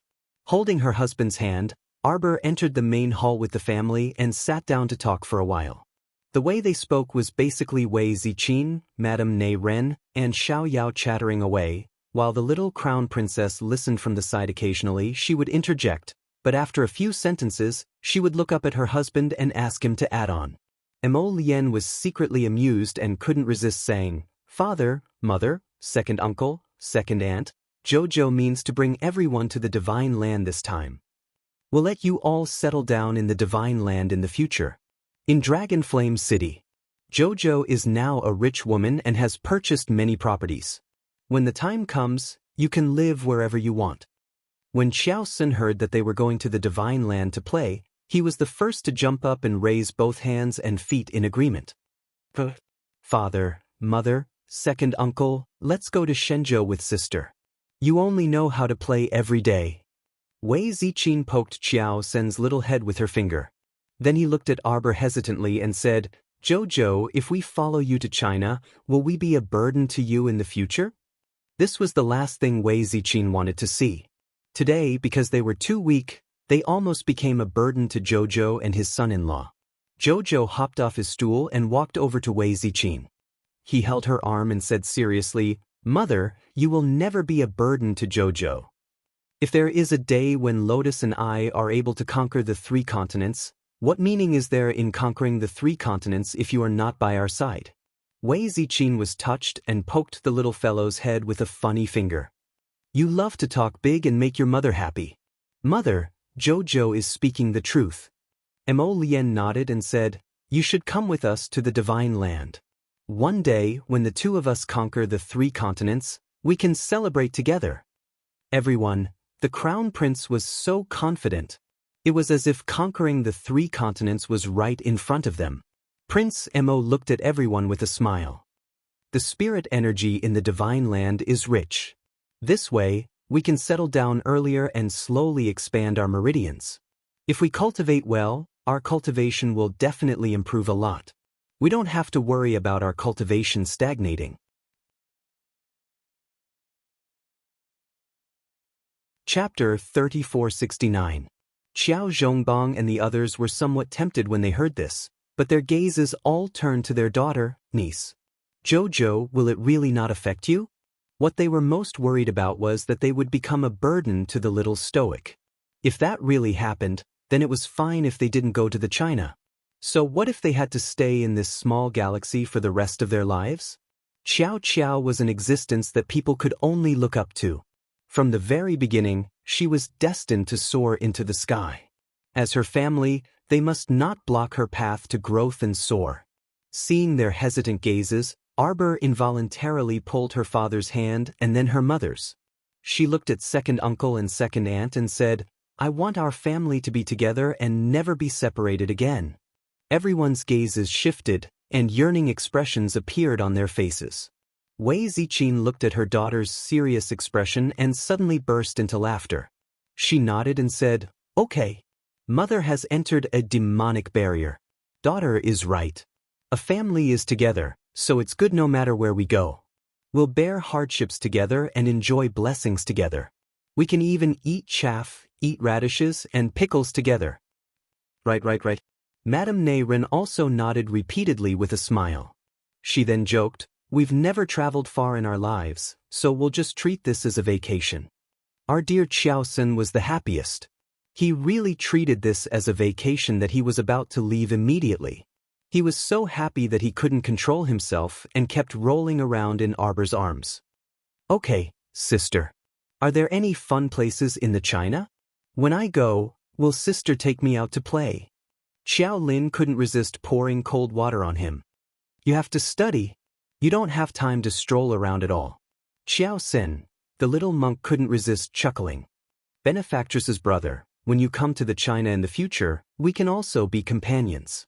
This little monk has to do morning prayers every day, so I'll wake you up to study then." "Xiao Sen, thank you so much. How can you be so considerate?" Everyone couldn't resist bursting into laughter and looked at Xiao Sen sympathetically. This little brat originally wanted to travel to Shenzhou, but unexpectedly, he was caught by the little monk and became a study companion. Jolin couldn't help but hold his stomach. "Oh my God, Kongkong, you're usually so eloquent and logical, but you don't forget to study when you're chanting scriptures?" Hearing this, the little monk nodded and said seriously, "This little monk thinks that studying and traveling thousands of miles are equally important. Even if a person travels thousands of miles, if he is illiterate, in the end, he is still uncultured." Arbor, everyone was speechless. Xiao Sen's face flushed red, and he couldn't help but snort. Was this little monk beating around the bush to say that he was uncultured? If they're uncultured, then so be it. Wasn't he still young? Taking advantage of his young age, he should go out and see more. That was the right thing to do. Big brother. Xiao Sen jumped onto Emolian. "Big brother, when I go to Shenzhou, you have to take me around." As if he had received a hot potato, Molian turned back to look at his wife and hurriedly said, "If you do your homework, I'll take you around. Otherwise, if your sister roars like a lioness from Hedong, I won't be able to help you." Xiao Sen couldn't help but look at Emolian with an expression as if he was looking at a henpecked husband. "Big brother, you can't do this." Chapter 3470. What? This imp actually said that he couldn't do it? Prince Mo resisted the urge to smack him on the head and glared at him while fuming. Our dear Xiao Sen clung to the crown prince and tried his best to slander him. As men, we must assert our masculinity in front of our wives in the future. Only then can we let them know that we men also have dignity. Everyone, just keep courting disaster. Jolin guffawed and reached out to pull her younger brother to the side, casually giving him a small knock on the head. "Shut up, don't think of dragging brother-in-law down with you. When brother-in-law angers sister, will you come out and block him?" Arbor glanced at everyone in the hall, his gaze clearly softening. At this time, a servant came to report, "Eldest miss, your friends are here." It must be little Sixth Zhang and the others. Arbor's eyes brightened, and he hastily said, "Quickly invite them in." "Forget it, I'll go welcome them myself." With that, he pulled Mo Lien and walked out the door. His friends from Huge Bear Squad came to greet them and surrounded them, laughing and chatting merrily. Arbor invited everyone into the main hall. Qiao Zhongbang and company exchanged some pleasantries with little Sixth Zheng and the others before inviting them to take a seat. At this time, the main hall had just been set up. Laughably, there was only a row of chairs, and even the tables hadn't been properly set up yet. Everyone was unconcerned, however, and they chatted in the hall. Thus, Mo Lian opened his mouth to publicize Sir Qiao Qiao's intentions. He asked, "Captain Gao, are you all willing to follow us to the Divine Province?" Captain Gao and the others were startled. Then, they exchanged glances before finally focusing their gazes on little Sixth Zheng. Evidently, everyone basically regarded Sixth Young Master Zheng as their backbone now. Captain Gao especially relied heavily on little Sixth Zheng and had to listen to his opinion on any decision. Little Sixth Zheng muttered to himself before looking at Arbor and Mo Lian, saying softly, "I think my personal opinion is that I want to pass through the upper 6 prefectures normally with my own strength before going to the Divine Land. Of course, this is just my personal opinion." Little Sixth Zheng looked at Captain Gao and the others. "Everyone can have their own." Captain Gao waved his hand. "We, the Giant Bear Squad, advance and retreat together. Since Little Six said so, you must have your reasons." Little Sixth Zheng nodded. Presently, Jojo has set up a large array in the Mo Kingdom capital, which is extremely beneficial to our cultivation. Our own realms are close to the spirit realm's critical point. If we can take the normal path to the 6 prefectures, our years of training and hard work will not be in vain. When Arbor heard this, his eyes lit up, and he nodded in agreement. "I respect your opinions. If you want to go to the 6 prefectures and the upper 3 prefectures, I will definitely support you." After thinking about it, she took out a space ring from her inner world and handed it to little Sixth Zheng. "However, don't reject the resources I'm giving you." Captain Gao and Hua Gu exchanged glances. The cheerful Hua Gu laughed heartily and patted little Sixth Zheng's shoulder. "Since it's Jojo's kind intentions, we won't refuse. Besides, we just happen to need these resources. With these, we can better catch up to our companions, and we won't be left far behind by Jojo." Everyone guffawed and nodded repeatedly. Little Sixth Zheng also smiled when he heard this, and he silently accepted the space ring that Xiao Mu gave him, firmly engraving this favor in his heart. Chapter 3471. Captain Gao, we're on the same team. Since I've gone to Shenzhou before you, I'll naturally wait for you in Shenzhou with peace of mind. I believe that with your strength, you'll definitely be able to meet me in Shenzhou in the future. Even if it took 3 to 5 years, or even longer, as long as it was the Giant Bear Squad's choice, she would unconditionally support it. This was the trust and friendship between friends. Pure friendship was just that simple. Sister Gu was so moved that she jumped up and went forward to hug Arbor. She choked with sobs and said, "Jojo will miss you." Arbor reached out and patted her back. Looking at the little girl with a slightly dark face, he nodded and said, "Let's meet again in Shenzhou.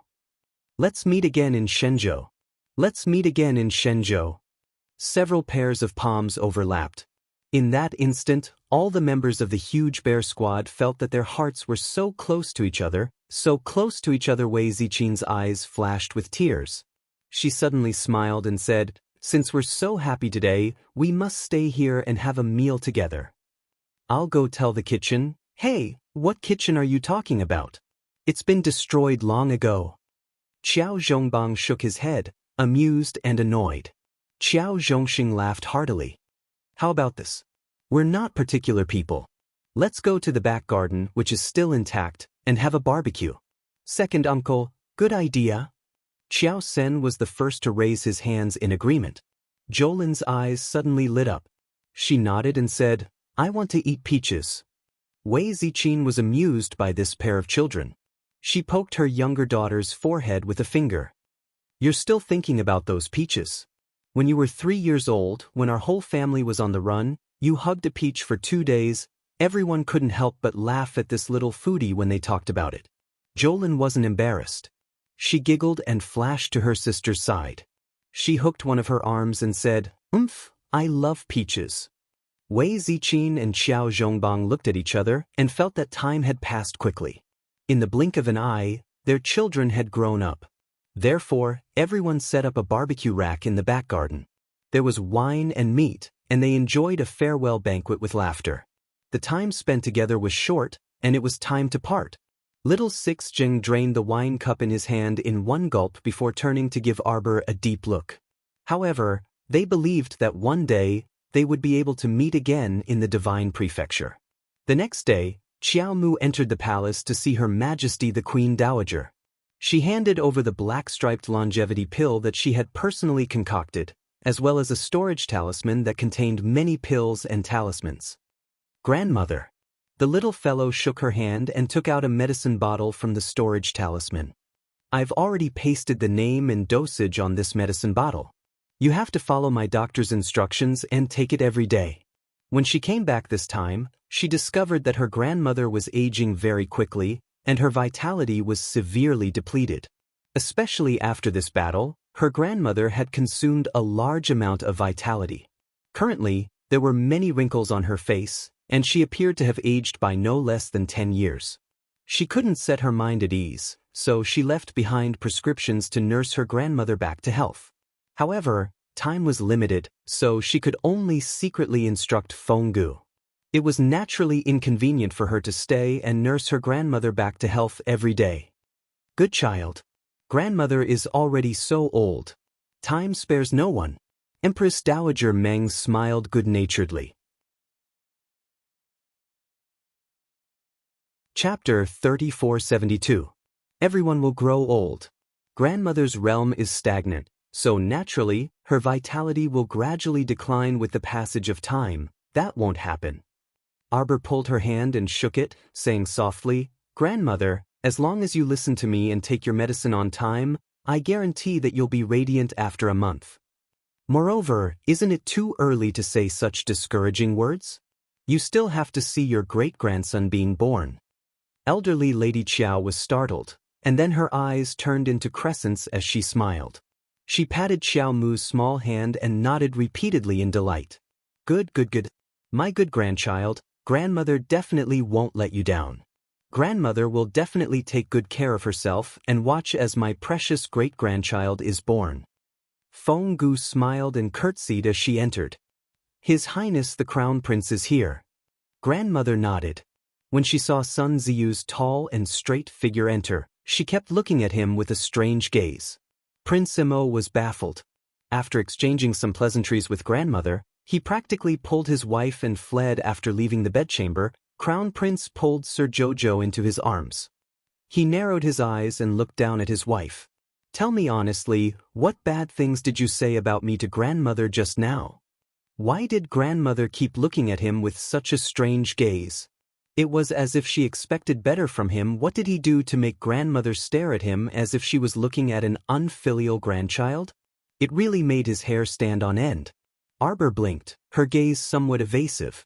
She muttered, What could I have said? I didn't say anything.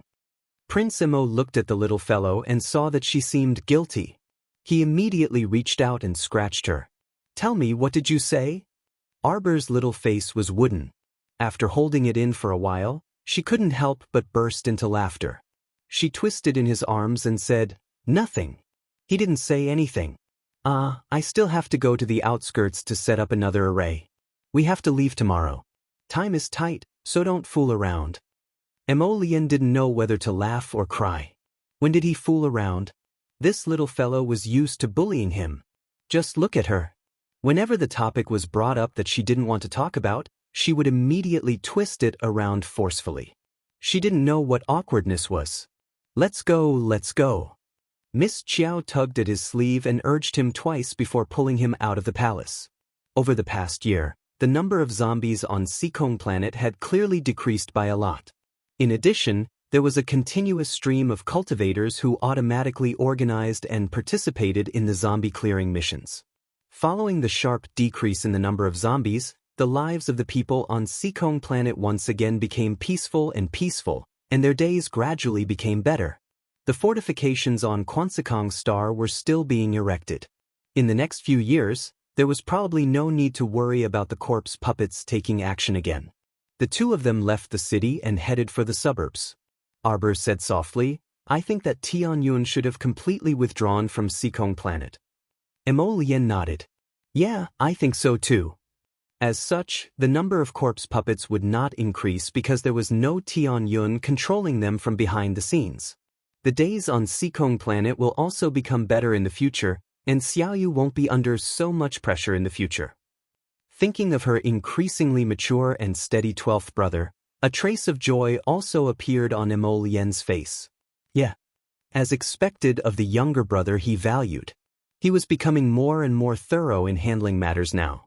This time, he also displayed his strength and tenacity when fighting against the group of bandits from the Divine Continent. Chapter 3473. Although Mo Lien was quite satisfied with her younger brother, she still muttered, "We have to let him continue to gain experience." Hearing this, Arbor nodded thoughtfully. Xiao Yu is already so outstanding, but you're still not satisfied with him. It seems that I've been too lenient with Xiao Sin. Mo Lien, Xiao Sin, I can't help you anymore. Mo Lien didn't expect that he would associate this with Xiao Sin, so he could only silently shed tears of sympathy for his younger brother. He casually said, "When we go to the Divine Province, Xiao Sin will have a chance to stay by our side. At that time, we can properly train him and grind down his temper." Arbor felt that Mo Lien's words made a lot of sense, so he nodded and said, "Okay."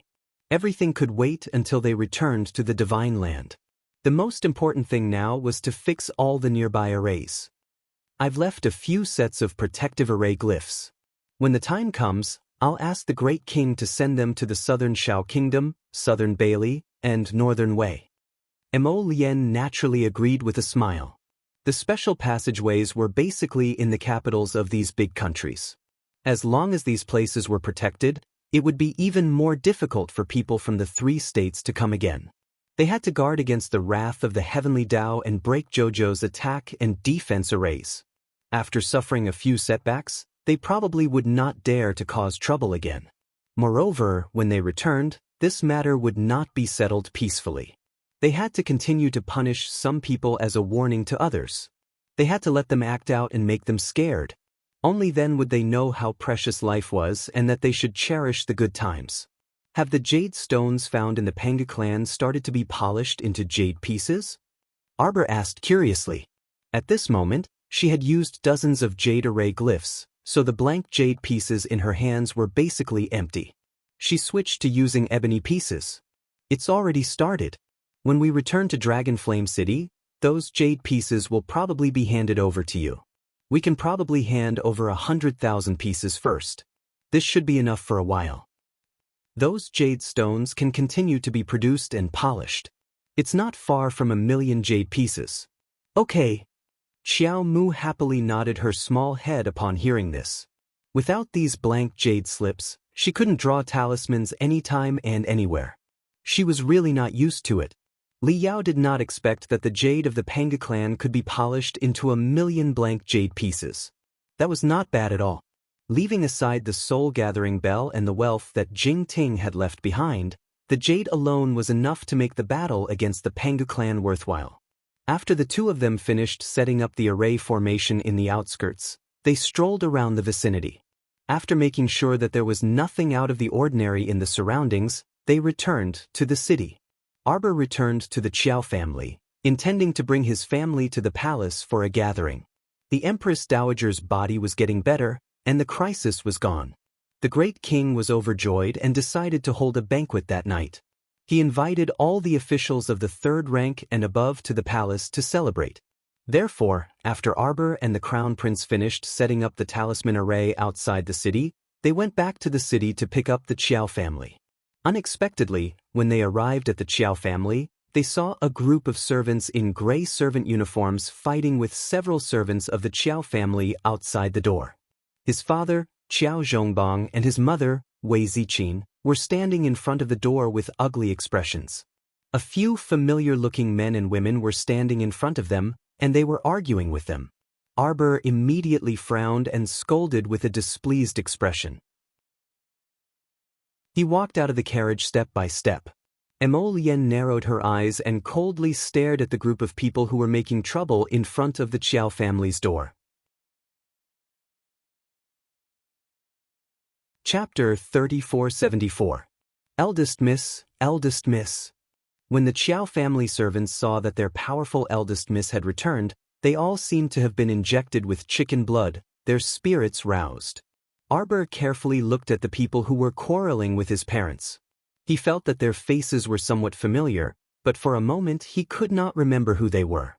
At this moment, cousin Pu Rulin quickly walked out and gracefully bowed. "Greetings to your highness the crown prince, crown princess." Arbor hurriedly helped her up. "Cousin need not be so courteous." He then turned to look at the quarreling people and suddenly had a flash of inspiration. That Zhou Yuan from the Zhou family? Wasn't this cousin Pu Rulin's ex-husband, that Zhou Yuan who had kicked up a fuss about demoting his wife to a concubine for the sake of riches and honor? Cousin had already divorced this person, so why was he here to kick up a fuss? Pu Rulin nodded and coldly glanced at Zhou Yuan and his people who were kicking up a fuss in front of the Qiao family's entrance. Zhou Yuan's mother, that woman with a head full of pearls and jade and as fat as a pig, was shouting at the top of her lungs, "If not for the disaster your Qiao family caused, how could our family be implicated? Right now, our family's old master has been beaten to death and our family's wealth has been completely stolen. I don't care, you should compensate our Zhou family, you must compensate.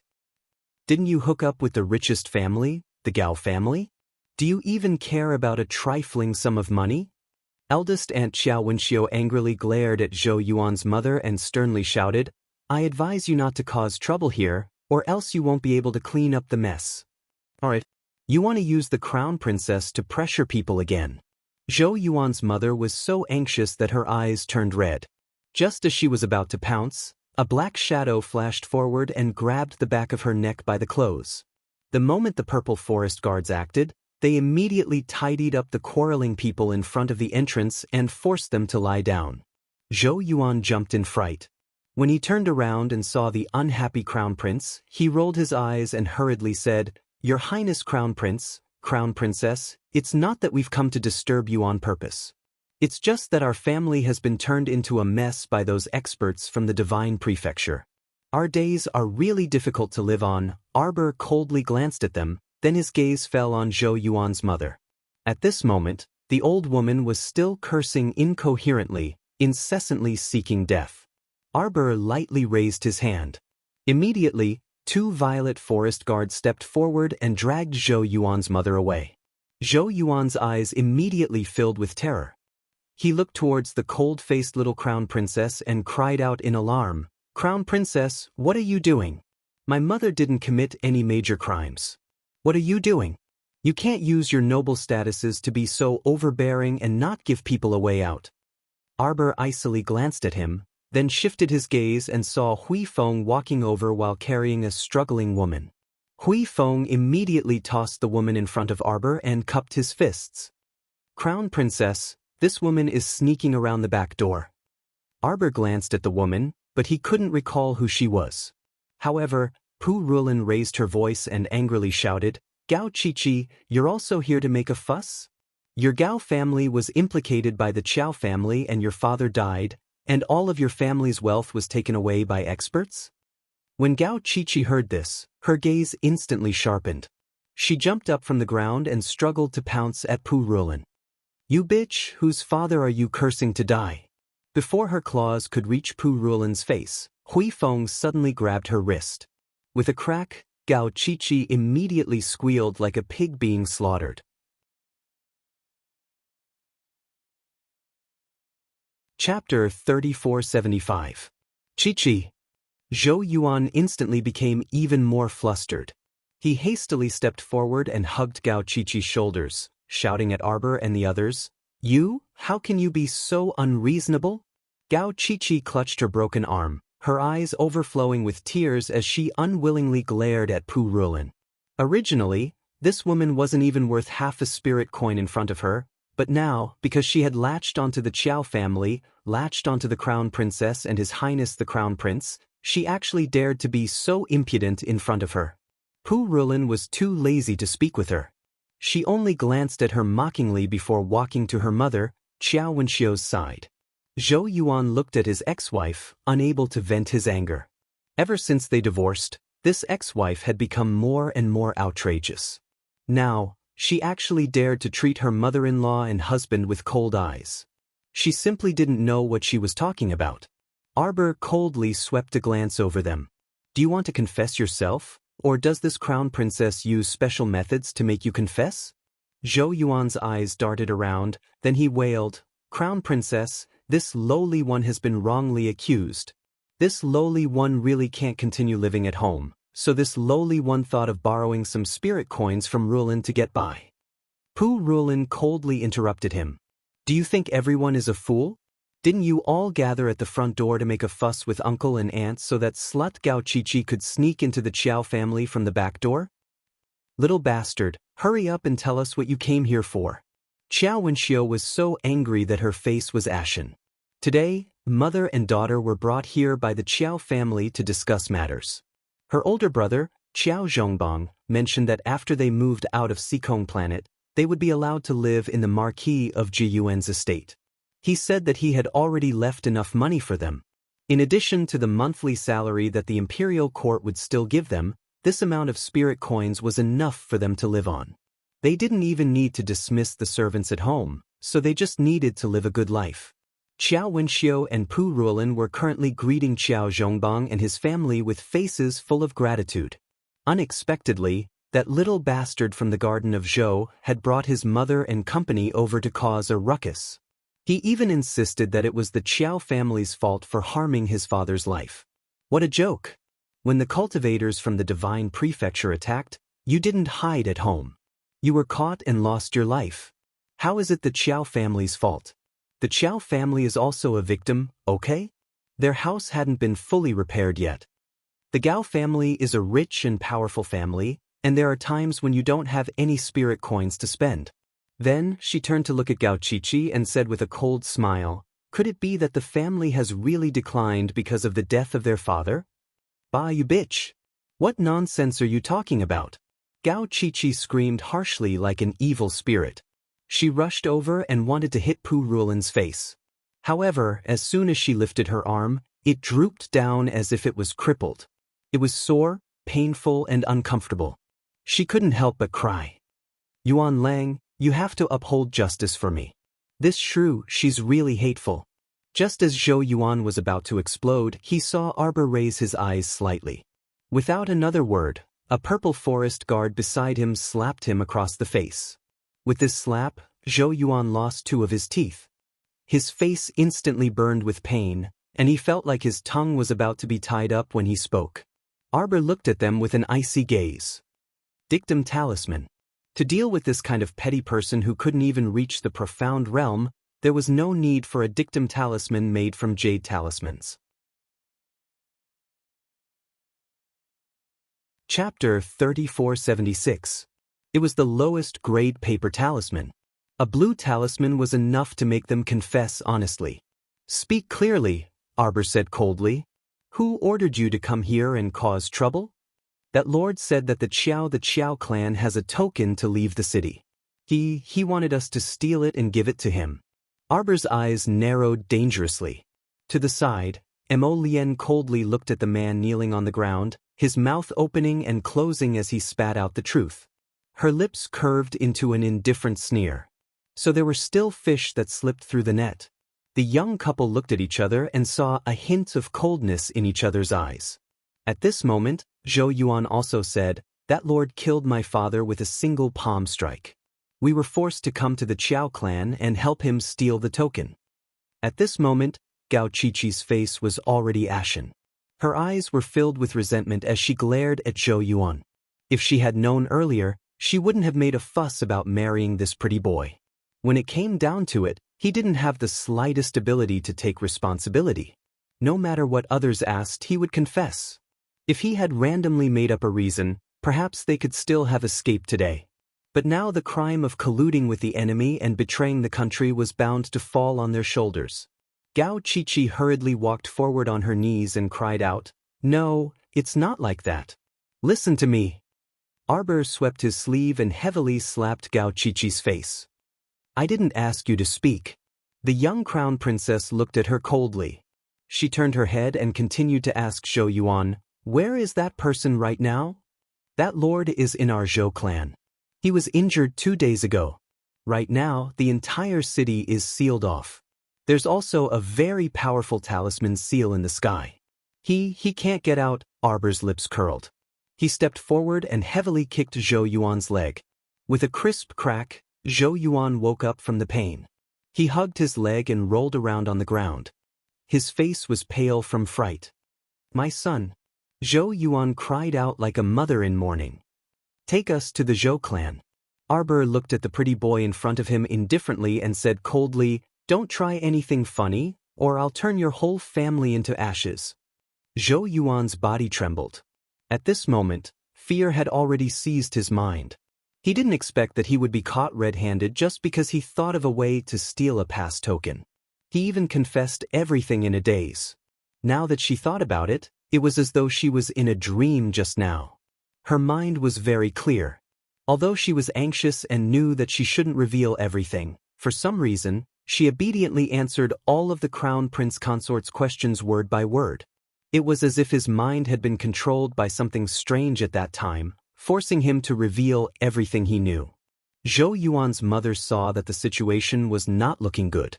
With a "I-O," she rolled her chubby body forward and reached out to hug the Crown Princess's leg, but she was kicked away. "Aya." Zhou Yuan's mother fell to the ground, slapping her thighs as she wailed, We had no other choice. Our whole family's lives were in that lord's hands at that time. If we didn't agree to help him, he would have dealt with our whole family like how he dealt with my husband. Arbor heard this and couldn't help but sneer.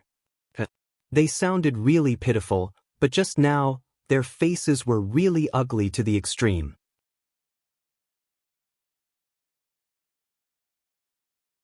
Chapter 3477.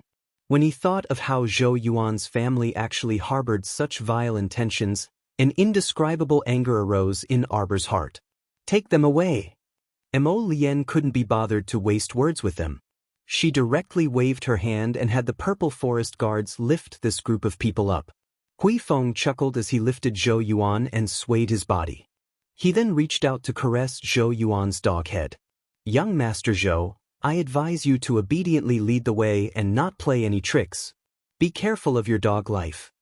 Zhou Yuan couldn't help but shudder in fright, and he hastily said, I won't play any tricks, Weiss. He was nearly scared out of his wits, so how could he dare to play any tricks now? Moreover, the purpose of his family's visit had already been completely exposed. Even if he stiffened his neck and refused to admit it, it would be of no avail. Others had already seen through them long ago. The group majestically arrived at the entrance of the Zhou residence, naturally attracting the attention of many people along the way. Those who were curious followed along, causing the group to grow larger and larger. Mo Lien and the others had just arrived at the entrance of the Zhou residence when they heard a loud noise coming from inside. The 2 vermilion doors suddenly fell down. Everyone focused their eyes and immediately saw a man with round, tiger-like eyes quickly walking out with a woman by the neck. His fierce-looking face was filled with malevolence. Don't come over, the man sternly said. He tightened his grip around the delicate woman's neck. If you come over, I'll kill her. Sister. Zhou Yuan cried out in alarm. Zhou Yuan's mother's eyes were also about to pop out as she repeatedly yelled, Damned bastard, hurry and save my daughter. Daughter. Don't be afraid, mother is coming. Sir, let go of my daughter, let go of her. She was about to pounce forward as she spoke, but the man tightened his grip around the woman's neck. If you come any closer, I'll strangle her to death. When Zhou Yuan's mother saw that the whites of her daughter's eyes were about to pop out, she didn't dare to go forward and repeatedly waved her hands to beg for mercy. Sir, please spare my daughter. Sir, I won't come over. Please have mercy on me, please have mercy on me. Pu Rulin could not help but frown when she saw this. His sister-in-law had actually fallen into the hands of that thief. Her sister-in-law usually had a gentle personality and did everything in a gentle and weak manner. Although she did not have much of an opinion of her own, she had always been led by the nose by Zhou Yuan's mother. However, she was very kind-hearted. It was rare that she was the only good bamboo shoot in the Zhou family's nest of bad bamboo shoots. Previously, when she and her mother, Xiao Wenxiu, were imprisoned in the woodshed in the garden of Zhou, it was also thanks to this sister-in-law that they did not starve to death. Now that she saw her sister-in-law fall into the enemy's hands, her heart couldn't help but pound, and she hurriedly turned to look at her stoic-faced younger cousin. Arbor frowned and said coldly, "You can't run away. Let go of your hostage and kneel down." At this moment, the people walking up and down the street had also noticed the black-clothed man holding the weak woman by the neck at the gate of the garden of Zhou.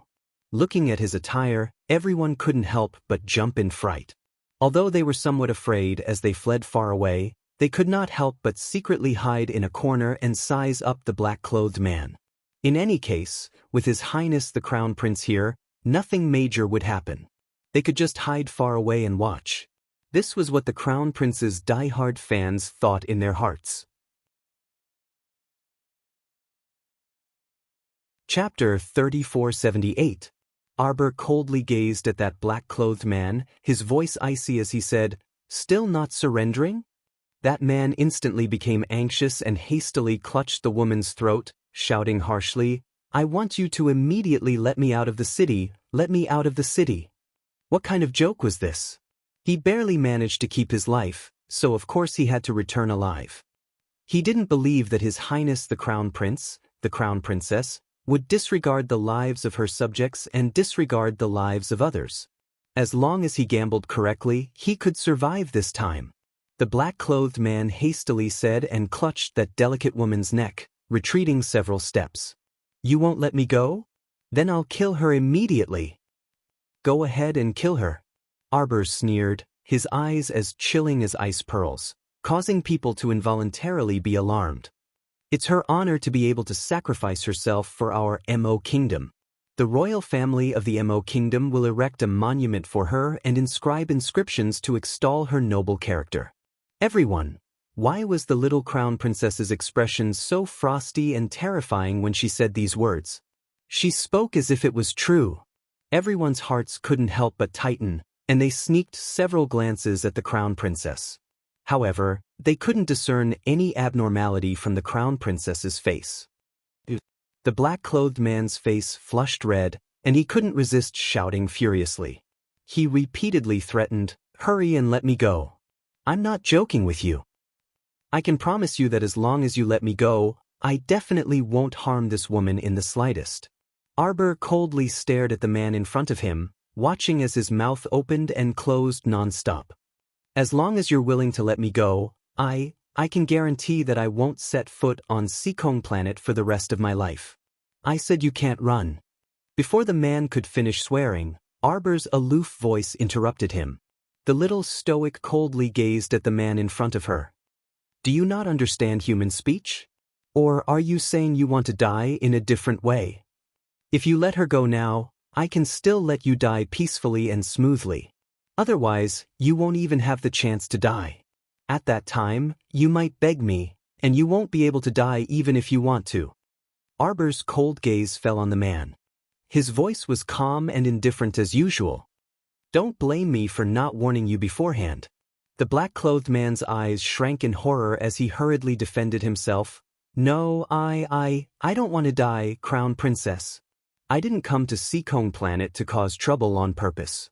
I was also instructed by someone." The black-robed man stuttered as he tried to explain, but he didn't know what he was talking about.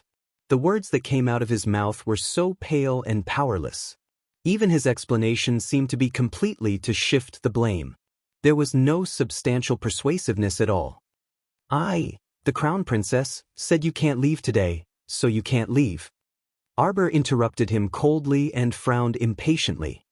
"If you still persist in going about things the wrong way, then don't blame me, the Crown Princess, for being merciless." The black-clothed man's eyes instantly widened as he looked at her in horror. "No, why you're lying to me?" Suddenly, a white figure swiftly scuttled over and bit the webbing between his thumb and index finger at lightning speed. He instantly felt his hand go numb, and his entire arm drooped down. The long sword fell to the ground with a clang. His eyes were filled with terror. Chapter 3479. Hui Feng swiftly pulled the delicate woman from the burly man's side and directly pushed her back. The woman also seemed to have been scared silly and fell on her but, unable to utter a single word for a long time. Seeing this, Pu Ruolin felt that her sister-in-law was very pitiful and quickly went up to support her arm. She repeatedly called out, "Sister-in-law, are you all right?" Eldest sister-in-law. The delicate woman finally regained her wits. When she thought of the danger just now, tears instantly welled up in her eyes. "Don't touch her." Zhou Yuan's mother rushed over and swatted Pu Ruolin's arm away, glaring hatefully at her. "I don't need your fake kindness. If it weren't for a woman like you being so vicious, how could my daughter have experienced such a dangerous situation just now? You're the one who should be captured." Zhou Yuan's mother indignantly scolded, "You're also the one who should die." Xiao Wenxiu had always been a timid person, but at this time, she couldn't help but be angered by Zhou Yuan's mother until her blood boiled. Seeing the old woman humiliating her daughter like this, Xiao Wenxiu rushed up. She didn't know where the strength came from, but she slapped the old woman's face. Ugh. Zhou Yuan's mother angrily widened her eyes, as if she wanted to eat someone. Before she could make a fuss, she was kicked flat on her face by a purple forest guard and dragged to the side. "Haven't you shouted enough?" The purple forest guard impatiently scolded, "Behave yourself. The crown princess hasn't said how she's going to deal with you. Just wait." Zhou Yuan's mother instantly wilted like a frosted eggplant. When she recalled the scene of her family making a fuss in front of the Qiao clan, she couldn't help but secretly regret it. If she had known earlier, she wouldn't have made a fuss. Great, now she had angered the crown princess and gotten herself into trouble for no reason. The black-clothed man's face was ashen, and he repeatedly retreated a few steps with an ashen expression. He anxiously said, "Crown princess, you can't kill me. I'm from the Shi clan, the Shi clan of the 6 great patrician families. Our Shi clan's smelting skills are unparalleled in the world. The man took a step back, and his gaze followed the sword pointed at his throat. He only saw the little girl's pair of cold and lonely eyes looking at him emotionlessly. "The Shi family?" she said coldly. "When I return to the divine prefecture, the Shi family will have to pay the price." "What 6 great aristocratic families or 8 great aristocratic families? Do you think you can get away unscathed after touching my family? What a joke." The man panicked and waved his hands as he shouted, "You can't kill me! You can't kill me!" Arbor smirked and sneered, "I know you want to die in a different way." "Chirp chirp," the little girl calmly called out. "Chirp." The little white squirrel excitedly grew in size with a bang. Like a small mountain, it suddenly pressed down on the man's body. Caught off guard, the brawny man was scared out of his wits before he died. How could he have expected that the cute little white squirrel hanging in front of him would actually then, he sat down on her body. Just like that, it completely pressed him down. He was a dignified 10th level spiritual master, but under the little white squirrel's thick butt, he only had half an arm exposed to struggle for a bit before he completely died. Fuck, this really was an undignified way to die. Everyone couldn't help but secretly curse in their hearts. They carefully stole glances at the expressionless little crown princess. Chapter 3480. All right, the young crown princess seemed to have already reminded this lord before. She had even asked him again and again if he wanted a different way of dying, but he did not listen. Everyone could not help but sigh and shake their heads. Soon after, they heard the crown princess coldly say, "Banish the Zhou family to the bitterly cold lands of the northwest. In this lifetime, they are not allowed to return to the Mo kingdom capital." Zhou Yuan plopped down on the ground, staring blankly at this stoic-faced crown prince consort whose face was filled with indifference. He muttered, "No, you can't treat us like this. You can't do this." Arbor swept a glance over him. "You don't want to be banished. That is to say, you want to die a bit more quickly? Colluding with the enemy, betraying the country, leading the wolf into the house, harboring the enemy." Arbor's cold and desolate voice clearly fell into the ears of Zhou Yuan's family. "Don't want to be banished? Do you want to die?" Zhou Yuan's mother turned pale with fright and widened her eyes. She hastily crawled forward and covered her son's mouth with one hand. At this moment, she finally regained her wits. Just how stupid of a thing had she done before? Watching the young crown princess turn around and leave, the old woman opened her mouth but was unable to make a sound for a long time. She did not dare to make a fuss again. The young crown princess was clearly a little fellow who could be persuaded by reason but not cowed by force. If she dared to make a fuss in front of her again, her end would only be more miserable and tragic. Thinking of this, Zhou Yuan's family was like a defeated rooster, their heads drooping as they were escorted away. Pu Rulin sighed in relief and secretly clasped her hands with her mother, Qiao Wenxiu. In the future, when this family left the capital, their days should be much smoother. At least they would not have to constantly face this disgusting family. However, Pu Rulin sighed and glanced back at her sister-in-law. She pitied her delicate and weak sister-in-law. Life in the bitterly cold lands of the Northwest would probably not be easy. Qiao Wenxiu shook her head and also sighed. This Miss Gao is truly unlucky. She was the daughter of a wealthy family, but in the future, she would have to follow Zhou Yuan and his family to the bitter cold of the Northwest and be sent to work. However, Qiao Wenxiu only sighed a little and then put away the trace of sympathy that occasionally appeared. To put it bluntly, these people had only themselves to blame. In the future, the mother and daughter should just live their own lives and not think too much about other things. That night, the palace banquet held by the old great king was very lively. All the officials and their families were gathered together, and it could be considered a joyous and harmonious atmosphere. Nothing strange happened all the way until they left in the middle of the night. This made all the officials who were on tenterhooks sincerely shed tears of sympathy for themselves. They were truly frightened by this banquet. He still remembered that every time the great king held a banquet, there would always be all kinds of situations. Today's palace banquet was truly smooth and beautiful. During this time, a small incident occurred. The 10th Princess Molly proposed a toast to the Crown Princess and accidentally spilled wine on the Crown Princess. Apart from this, the entire banquet passed without any disturbances. It was so peaceful that these officials did not dare to believe their eyes. After the banquet, Arbor and the Crown Prince led the Qiao family back to the Eastern Palace. Along the way, he saw Emolian frown. Arbor could not help but glance at her curiously. "Why are you always frowning? Today, Molly proposed a toast to you and intentionally spilled wine on you." Chapter 3481. Why did you stop me when I wanted to berate her? Prince Emo asked in displeasure. "It's nothing more than a girl's little tricks," Arbor said dryly, her eyes rippling. "There's no need to get angry at her for these kinds of little tricks. She put on an act and said she wanted to lure you to change clothes. Wasn't it all premeditated? Why do these women always like to play these tricks?" Prince Emo couldn't help but get angry.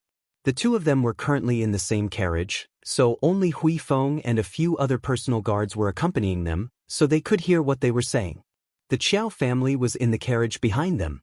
Father and second uncle were already dead drunk and were currently snoring in the carriage. Arbor couldn't help but chuckle, and she reached out to pinch his angry handsome face.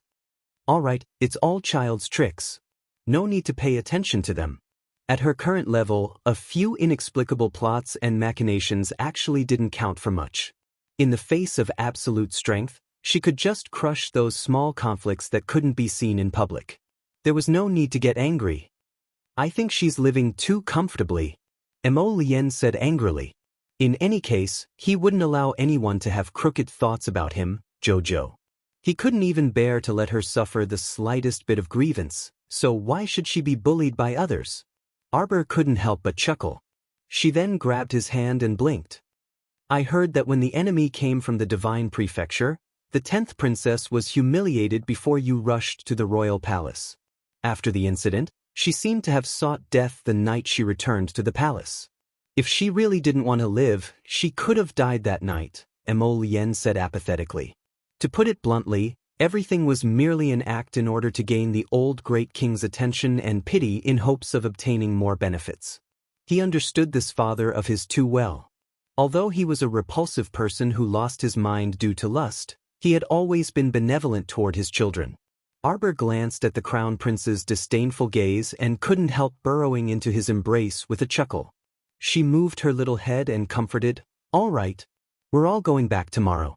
Why do you have to be angry with your insensible sister? Anyway, we won't have many chances to meet in the future. When I come back in a few years, she might have already been married off. Naturally, we won't have to meet again. I must teach her a lesson," Prince Emo said coldly. Arbor raised his head and looked at him. His big eyes curved as he casually advised, "I think she must be angry that this happened because of me. In fact, it was indeed our Qiao family that caused her to be humiliated. It's just a trivial matter. We're leaving tomorrow, so don't bother with her anymore."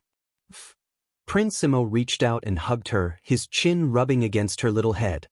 "You have a good temper. I have to tell Mother to marry off this troublesome girl as soon as possible, so that you won't be wronged when we come back in the future." Arbor looked at him speechlessly. He reached out to hold his face and said softly, "A girl's marriage is extremely important. Don't get involved. Just ignore her in the future. She's your sister after all, so you don't have to be too harsh on her." Emo Lien's eyes brightened.